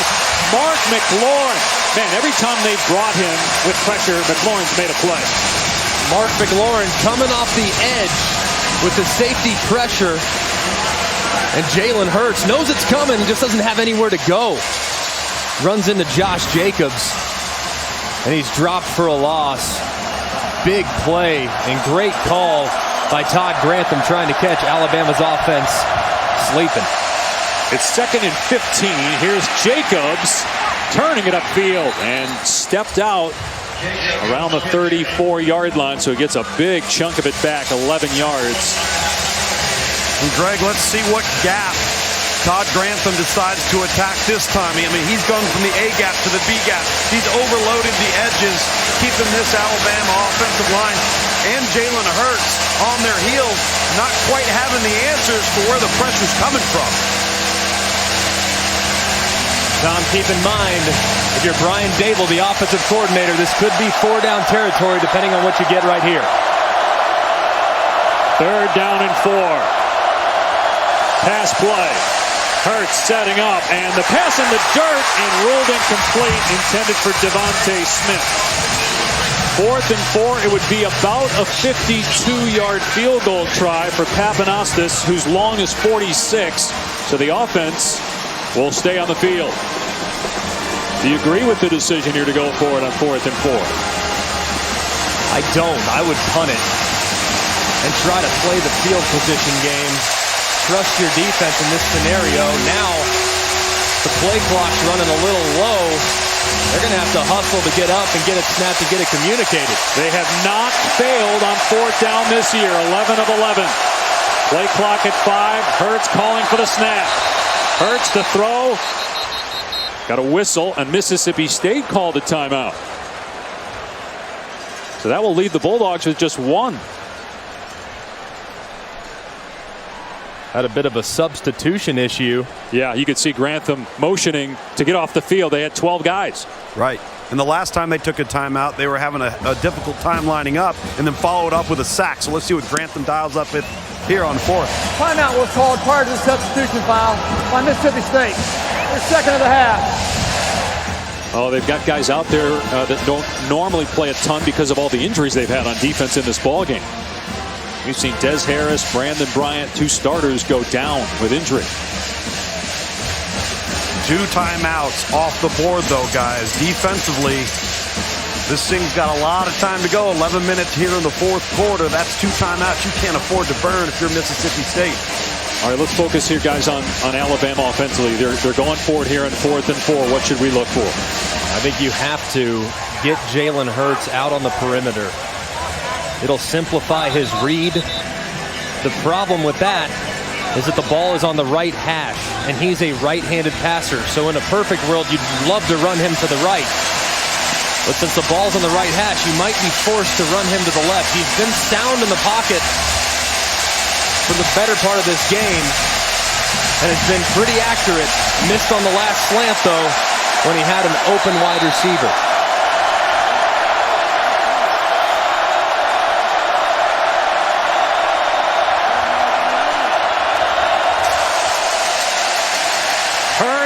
Steps up and runs and has the first down past the 25 down to the 21. Smart play, saw that everybody was covered and took off and picked up close to 15 yards. Huge play. And how many times over the course of the last 2 years have we seen Jalen Hurts take off on a critical down and distance to pick up the needed yardage with his feet? So many times he's been able to create on his own right there. There hasn't been a bigger play in the game by that young man. Always seems to make the right decisions. Hurts to the left side. Twirl to the turf at the 14, but that's 7 yards on 1st down. Errol Thompson shaken up, and he's in there for the injured Des Harris. They're going to have to go 3rd string here at linebacker. We talked about all the linebackers for Alabama that are injured.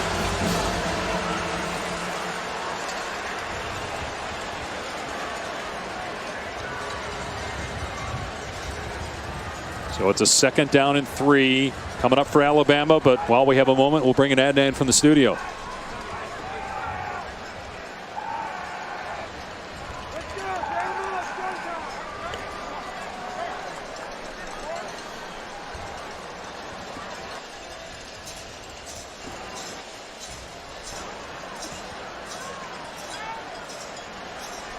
Man, and Adnan, you think about it, Miami had some close games where they barely won, and we thought going into Virginia Tech, oh, they're going to get beat by the Hokies. It didn't happen. They won rather easily, and look what they're doing to Notre Dame in that offense.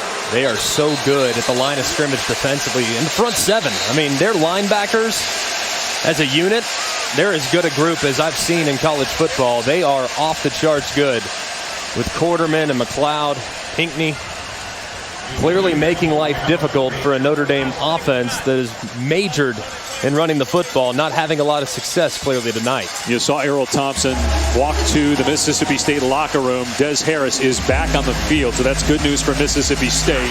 Again, 3 ACL injuries. He got hurt earlier in the quarter, but is back out there for 2nd and 3. 10th play of the drive. It's been mostly run plays. Here comes pressure. Harris straight ahead. First down and more. And Patered, Alabama. A chance for the Tide to tie it.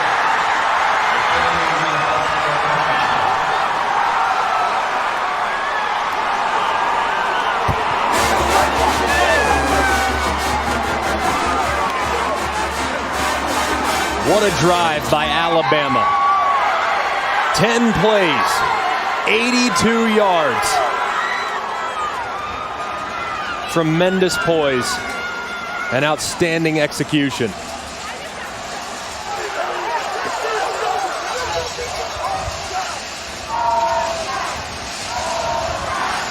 Really impressive with Alabama's ability to weather the storm, deal with the ebbs and flows. And we talk about Jalen Hurts. That's his After the play best was attribute. over, unsportsmanlike conduct, number 70, the offense. That penalty is 15 yards. We're being forced on conceding kickoff. That's number 70's first unsportsmanlike conduct foul of the game. So you heard that Alex Leatherwood, who is a backup offensive lineman that's out there, committed a foul that will be enforced on the kickoff, which could be big. That's a huge foul. Just when you seize momentum, you make a mistake like that. You don't see that very often from Alabama. Papanastis to tie the game. Splits the uprights. Third different Alabama player to score a rushing touchdown in this game. 24-24. Alabama trying to stay unbeaten and get to number 1 in the country. Ties the game back up here in Starkville.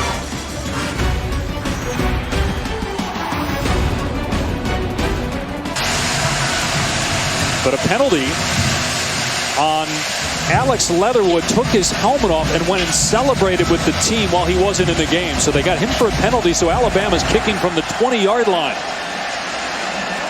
It bounces at the 20. And here's Todd past the 30. Todd to the 40-yard line. Adnan Burke in the studio.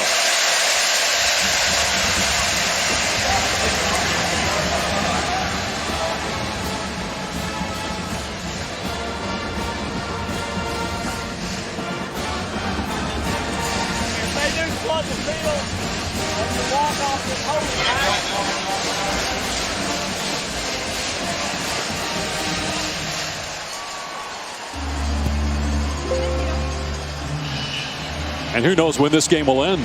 9:42 to go. And we're even. And great starting field position for Mississippi State because of celebration penalty on a true freshman for Alabama on the sideline. Talked about the poise of Hurts. Nick Fitzgerald's been pretty good in that department as well tonight. Harris Williams getting the carry. Beautiful stutter step. He just darted forward after he waited for a heartbeat. Picks up 8 yards.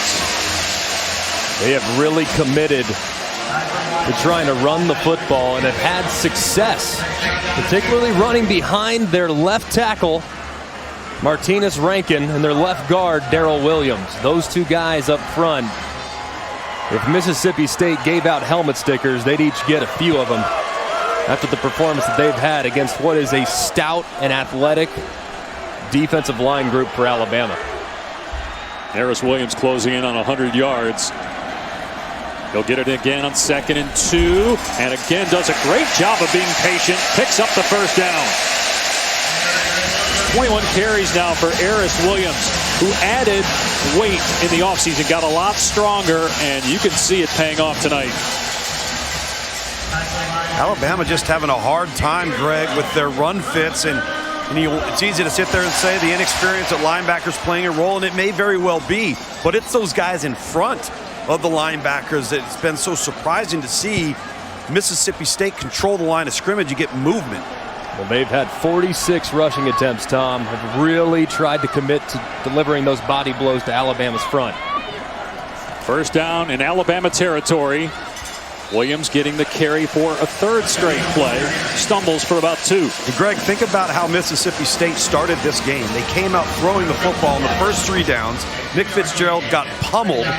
And then the play that changed things for them was the punt with the penalty, and it gives them a fresh set of downs, and Mississippi State goes right down the field. Alabama's given up 171 rushing yards. They allow on the season just 76.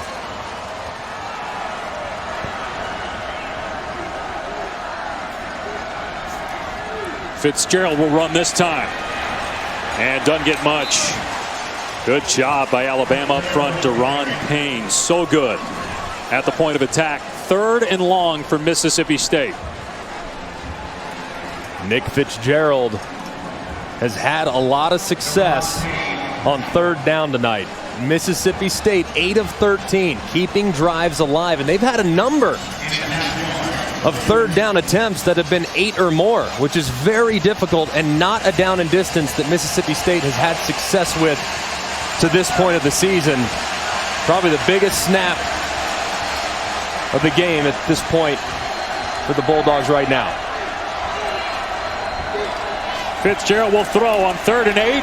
Fires to the sideline. It's caught, but short of the line to gain. Thomas on the catch. Fitzpatrick in coverage, and you got 4th and about 3. Do you punt it and try to pin them deep, or do you keep the offense on the field and go? Looks like they're going to punt it, and I agree with this. Their defense, for the most part, outside of that last drive, has been pretty solid tonight, and their punter, you got to give him credit as well, Cook. He's dropped it inside the 5 a couple times, and if you can pin Alabama deep on this side of the field with the student section right behind you, that's advantage for the defense.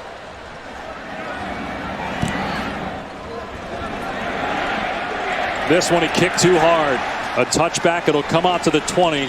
That's a huge mistake by the punter, Logan Cook. This week's college football rankings brought to you by Goodyear. They're going to look a lot different next week at this rate, with Miami trouncing Notre Dame, Georgia getting hammered at Auburn, Oklahoma dominating TCU. The Wisconsin Badgers, who you said on Tuesday night, if they win out, they're going to be in the college football playoff. They stay unbeaten, now 10-0. Everyone laughed at me. I did. I was with you, bro. Wisconsin continues to take care of business. They got Michigan next week in Madison. No doubt. 1966, January 1st, the last time the top 3 ranked teams lost on the same day.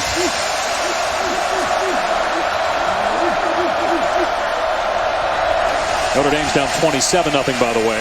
Jacobs past the 25, actually Scarborough, excuse me, to the 26. So that's a good play on 1st down as Scarborough gets 6 yards. And this is where Scarborough has been effective over the course of his career. 4th quarter, late in the game, you put in a running back that's 235 pounds. He's difficult to bring down, so when your legs are tired defensively, dragging down big number 9 is no easy task. Scarborough again, got the 1st down and more. Out to the 36, 10 yards for Bo Scarborough. That Mississippi State defense is relatively fresh. But right now, Alabama's offensive line winning at the line of scrimmage. And these backs are fresher. And they keep rotating them. They went Harris, Jacobs, and now Scarborough. 3rd straight carry for Scarborough. To the 40-yard line, another 1st down. Stepped out near midfield. 13 more yards, 5.5 to go. And Scarborough calling for substitution as he hobbles a bit to the sideline. Yeah, he looked a little awkward going out of bounds right there. If he could have tight-roped that sideline, there was a lot of green grass. Brian Dable, the offensive coordinator, calling the same play 3 consecutive snaps, just a sweep to the wide side of the field. 1st down to the Alabama 49. Here's Harris off the right edge, and Harris has running room past the 40-yard line. Gets upended inside the 35, but it's all about the run game here in the 4th quarter for Alabama. Just dominating Mississippi State with the rush. In particular, on the perimeter. That play right there, the exact same play as they ran the previous 3. That wide sweep. Try to get out on the edge with momentum. 129 rushing yards in the 4th quarter. They had about 80 through the first 3 quarters. From the State 33, Harris again, and this time they stop him after a 1-yard gain. It's Errol Thompson, who was injured earlier, comes back on the field and makes a play here. 2nd and long. Really nice tackle by Errol Thompson right there. There was some grass out in front of Harris if he could evade big number 40, but he drops him there for a short gain. 2nd and 8 on the 31. Hurts will throw it here, facing pressure, and he just throws it away. 3rd and 8 at the 31.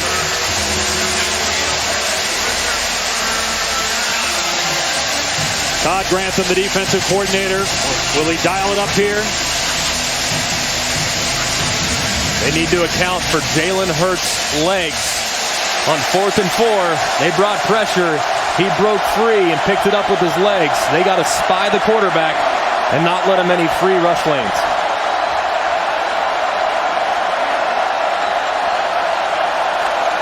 They blitz on 3rd and long. Hurts taking a shot to Ridley down the field. Incomplete. Oh, but a flag. A flag thrown at Chris Rayford. There was contact at the 10-yard line. That's a good place to go with the ball because Ridley is so talented. He's either going to catch it or they're going to interfere with him on those jump balls. Pass interference. Defense number 24. 15-yard penalty. Automatic first down. And definitely the right call. Absolutely. A lot of contact there by Rayford. Good call by the officials. Not a popular call here in Starkville, as you can hear from the crowd's reaction, but the correct call nonetheless. So it's a first down at the 16-yard line, nearing 4 minutes to play here in regulation. That was 3rd and long, and they get a 15-yard pass interference call on Chris Rayford. Hurts keeping it, trying to get outside, and he steps out after minimal gain to the 15. So this is where Jalen Hurts has been so good, guys. He's only turned the ball over one time all year long, but he has yet to turn the ball over in the red area. He's been perfect. 6 touchdowns, no turnovers. He understands the moment in situational football in relationship to field position. We have to wonder why Brian Dable has abandoned that wide sweep play here, though, Tom. You have to think they might try to get back to that at some point on this drive. They had so much success with it early. There's Harris leaving the backfield. Hurts on the run. Dragged down for a sack by Jeffrey Simmons. Although, wait a second, Hurts was acting as if he landed on the defender, Simmons, but they blew the whistle at the 20-yard line, so it's a big loss of about 6 yards. Let's see if he indeed went down. Oh, yeah, clearly down. That's smart by Hurts. Just get up, though. But we knew Jeffrey Simmons at some point would step up and make a play. He did there, forcing a 3rd and 14.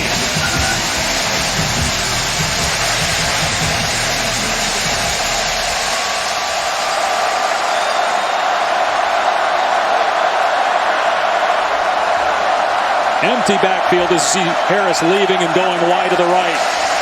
Hurts trying to find a running lane. It's not there. He's sacked again at the 23 by Green. It'll be about a 40-yard field goal try to give Alabama the lead.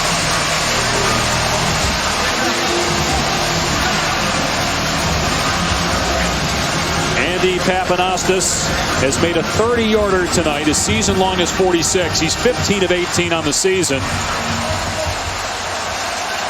It'll be a 41-yard try.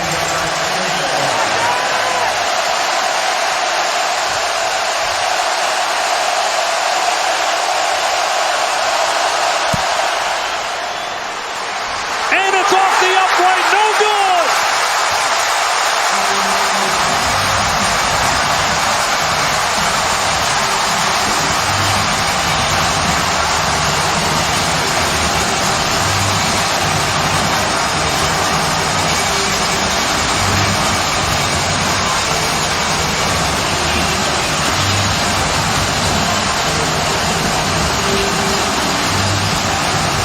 Snap was good. Hold was good. Ball flight was good. Just wide to the left for Papanastis, who's been so consistent this year for Alabama in the kicking game. Mississippi State takes over on its 23 with just one timeout. 2:03 on the clock here in regulation. It's a shovel pass And it gains only about a yard to Farrod Green. Does Mississippi State go fast here, or do they say, you know what, we got only one timeout, let's be conservative? I play for overtime. I think they play conservative, but Alabama has to be thinking they have 3 timeouts in their hip pocket. Depending on what happens here on second down, they could potentially decide to maybe take one and see if they can't get another possession. I think Dan Mullen's going to opt to run the football. That's been the point of least resistance so far for Mississippi State tonight. Well, they snap it with about 15 on the play clock. Take a shot down the field, and it's picked off. Oh, no, Hootie Jones dropped it. He had it, and he rolled over and couldn't maintain possession. Oh, my goodness. Wow. Now, it looked like he never had it actually on that replay. Throw is low. Would have been a great pick had he come up with it. Would have been a great pick. Just a miscommunication between Fitzgerald and the intended wide receiver. He thought he was going to hook up over the middle. I'm just surprised they threw the ball. Me too. And they snapped it with so much time on the play clock. When you're in a situation, you're back at your 24-yard line. And you only have one timeout. Fitzgerald, design run. He's going nowhere. And Alabama will call a timeout to stop the clock with 1:15 to go. Or will they? No. Yeah, they do. A couple more seconds came off the clock there. Looked like it should have been 1:15 when that timeout was called. 4th down. Really surprised by that sequence. Yeah, me too. From Mississippi State, opting to run the ball and then throw the ball, not forcing Alabama to burn one of their timeouts. Now you're having to punt it back to them, giving them potentially good field position to give Papanastis another shot, maybe on a game-winning field goal. And you got Jalen Hurts, too, who has handled these situations so well over the course of his career. Alabama, though, the damage it's done in the fourth quarter, Greg, has been running the football. And you're in a situation now with not a lot of time left where it's probably going to be up to Hurts through the air. With 2 timeouts, you have a little bit more freedom to potentially run the ball if you choose. They need a good punt from Cook. And they get it. Fair caught by Marks at the 32-yard line. Tonight at 12:30 a.m. Eastern Time, 9:30 Pacific on SportsCenter. Following championship boxing on ESPN, Kirk Herbstreit will break down Showdown Saturday. The impact of Miami's upset over Notre Dame if it holds up. Also, Sixers-Warriors, Ben Simmons against Steph Curry. Baker Mayfield may be running away with the Heisman at this rate. SportsCenter, Linda Cohn, Stan Verrett, also streaming on the ESPN app. So Alabama has the ball on its 32-yard line. 2 timeouts left. 1:09 to go in regulation, tied at 24.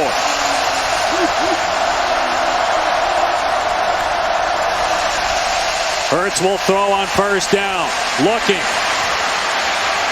Rolling out, running, stepping out.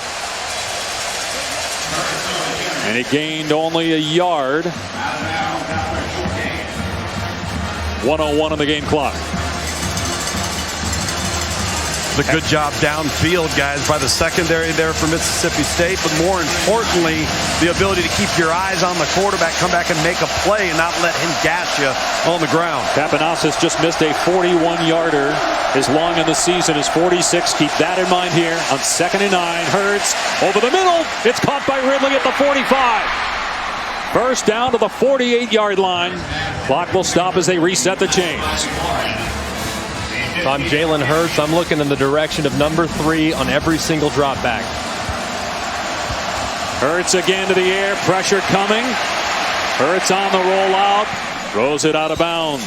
44 seconds to go in regulation. Pressure by Lewis.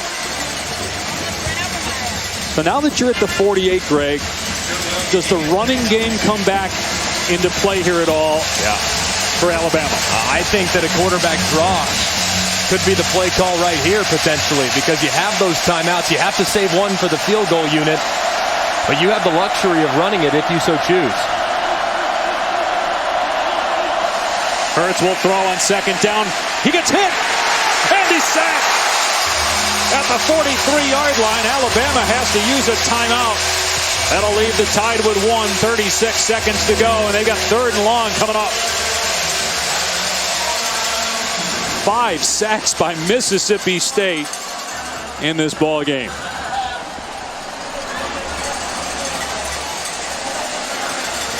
All right, so Greg, you got 3rd and long here. 36 seconds remaining in the game. How does Alabama handle this situation in regulation in a tie game? Like I said, on the last play, I think it might be a quarterback draw, because if you throw incomplete, then you're potentially punting again. And Mississippi State, being as good as they are blocking punts and blocking kicks over the course of the last few seasons, I think a run here right now, see what you get, and then evaluate how you want to play the 4th down conversion potentially. However this thing shakes out, what a day in college football. Number 1 Georgia falls. Number 3 Notre Dame is getting blown out at Miami. Number 2 Alabama is tied, and a big 3rd and 15 with 38 seconds remaining in regulation.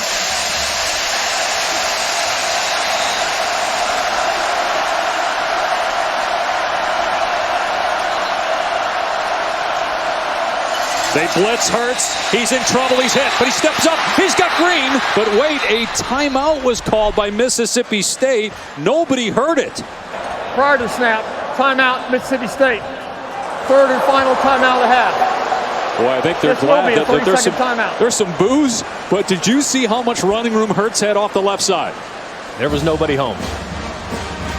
It was, I don't know if they iced the offense there. That was interesting, because they brought pressure and Jalen Hurts escaped, and there was nothing but green grass out in front.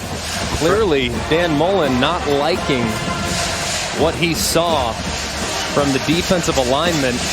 Want to take a little additional time to take a peek at what he wants to dial up. Does this change your strategy offensively now, knowing that Mississippi State is out of timeouts on 3rd down? It doesn't. You still run a quarterback draw, and then if you get the 1st down, great. And if not, you just run the clock out, because you don't have to punt now. Right. Because you're inside 40 seconds to go, and Mississippi State doesn't have a timeout. Right. You can really take a shot down the field, too, if you'd like. I think you run every receiver out of there as fast as humanly possible that those guys can run out. And then you let Jalen Hurts maneuver around in the backfield a little bit, and then see if he can bust free. But I would definitely try to keep the ball on the ground if I'm Alabama.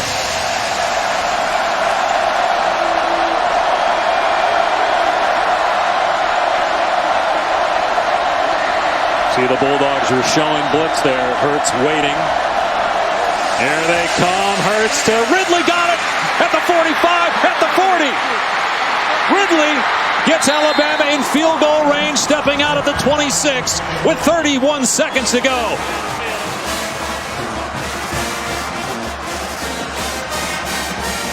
Todd Grantham, the defensive coordinator for Mississippi State, showed it.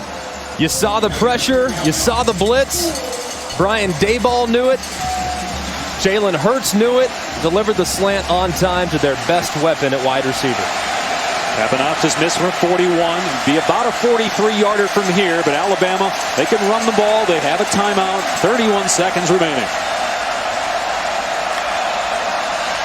Hurts over the middle. It's caught inside the 10-yard line. Broken tackle. Devontae Smith. Touchdown, Bama.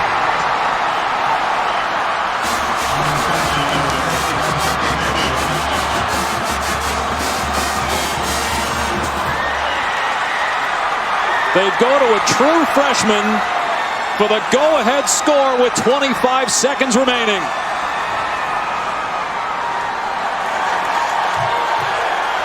You live by the sword, you die by the sword defensively. When you man up in that situation, you better be better than the opponent.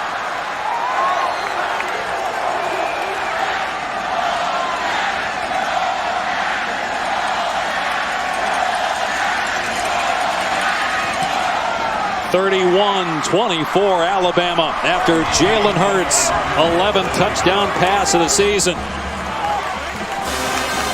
What an incredible sequence by Jalen Hurts in this offense. Blitz right in his face. McLaurin off the edge. And he finds Smith on the slant. And Devontae Smith One of the most sure-handed receivers on the team as a true freshman. Catches it in stride and splits the defense for the touchdown. Mr. and Mrs. Hurts are loving it. So impressed again with Jalen Hurts and how he handles the big moment. And now Mississippi State out of timeouts. They had to burn a couple early in the second half.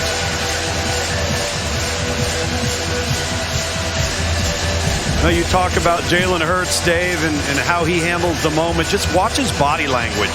Whether you're in the peaks or the valleys of the game, he carries himself exactly the same. A calming force for this football team on that sideline. And Tom, really, over the course of his career, he's beaten so many opponents with his legs. I think Mississippi State knew that, and they said, we're going to challenge you. We're going to blitz you. Yep. On critical down and distance. And he stands in there knowing he might get hit and delivers two perfectly thrown slants for the go-ahead score. Outstanding execution by the sophomore. Pooch kick. And it goes out of bounds. What a terrible kick there. What is he doing? Kick out of bounds. Number 10. Receivers have elected the ball in play at the 35-yard line. No idea why you would do that. You get the ball now at the 35-yard line. I know that he was trying to pooch and keep it in play.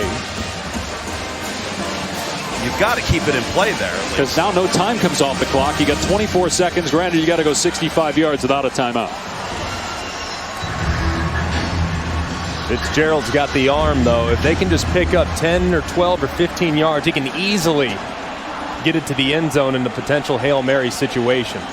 So they put that second back on the clock. No time should have come off there. So they fix it to 25 seconds.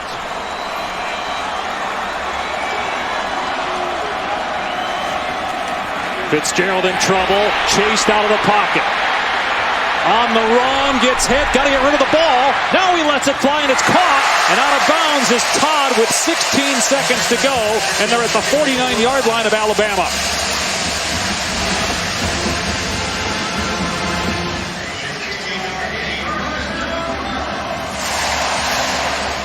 You go one more to the sideline here, 10, 15 yards, and then get two shots in the end zone, maybe? Yeah, I think so. See if you can't pick up another first down. Of course, have to make sure everyone's alerted that a potential spike could happen if, in fact, the guy is tackled in bounds.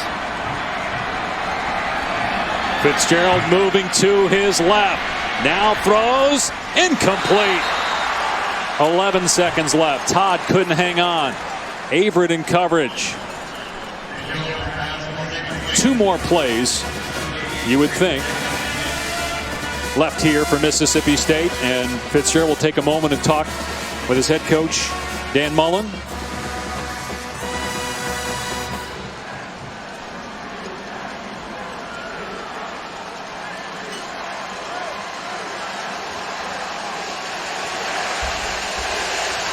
Again, no timeouts.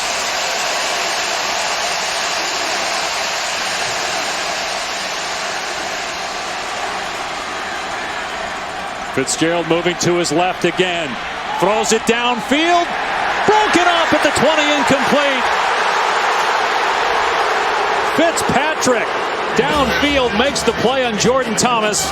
5 seconds to go. One shot to the end zone. That's the guy you want to target in a contested catch situation. Big Jordan Thomas at 6'5", coming off the field rather gingerly too. In a Hail Mary situation, he's who you want on the field, so that's a potentially big loss not out there on the field. But Fitzgerald understands, got to buy some time and heave it as long as he can into the end zone. Alabama drops 4 guys deep into the end zone. Fitzgerald backing up. Now stepping up. Letting it fly. Into the end zone. It is knocked away. Incomplete, but a flag.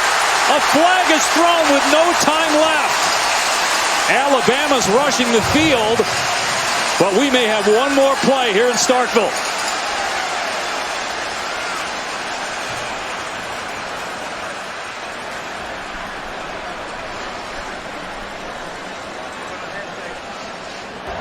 Pass interference, defense number 42. 15-yard penalty, in your spot, automatic first down. So 15-yard penalty, an untimed down. One more shot to the end zone for Mississippi State. I have very rarely seen pass interference called on a Hail Mary, but clearly Holcomb tackles the intended wide receiver. Made it an easy call for the official. And it's a good call. It's the correct call. Even though there's a lot of contact in that Hail Mary pit, it's the correct call by the official. So no time left. Alabama has a timeout remaining. Trying to figure out where exactly to spot the ball. It was on the 49-yard line, so 15-yard penalty puts it on the 34. No time left. Final play unless a penalty on Alabama. Fitzgerald backs up. Now launches it into the end zone, and he throws it too far. He throws it out of the back of the end zone. The game is over. Alabama survives.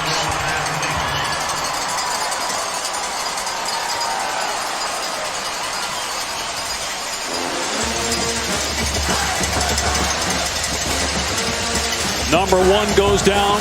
Number 3 about to fall, but number 2 wins tonight. Come from behind fashion in Starkville. Let's get on to Tom. Coach, how would you assess the performance of Jalen Hurts on that last drive to take your football team down and win this game? Well, I think he did a fabulous job in the whole second half. Great job in the last couple drives. So even when we missed the field goal, that was a heck of a drive. So really proud of our team. This is a tough circumstance. We had a lot to overcome. Guy did a great job. About your defense, struggling to stop the run for most of the night, but you made some plays late there in the fourth quarter. How would you assess their performance? Well, we got 2 stops when we needed to, which was the most important thing. We didn't play that great, but we got technically looked like what we got to do to fix it and try to get it fixed with our players. All right, thank you, Coach. All right, thanks. Good job. And there will be a familiar team at the top of the college football playoff rankings on Tuesday. Alabama stays undefeated, winning in Starkville against Mississippi State 31-24. Coming up next on ESPN Top Rank Boxing. For Greg McElroy, Tom Luganbill, our entire crew, I'm Dave Pash. So long from Starkville.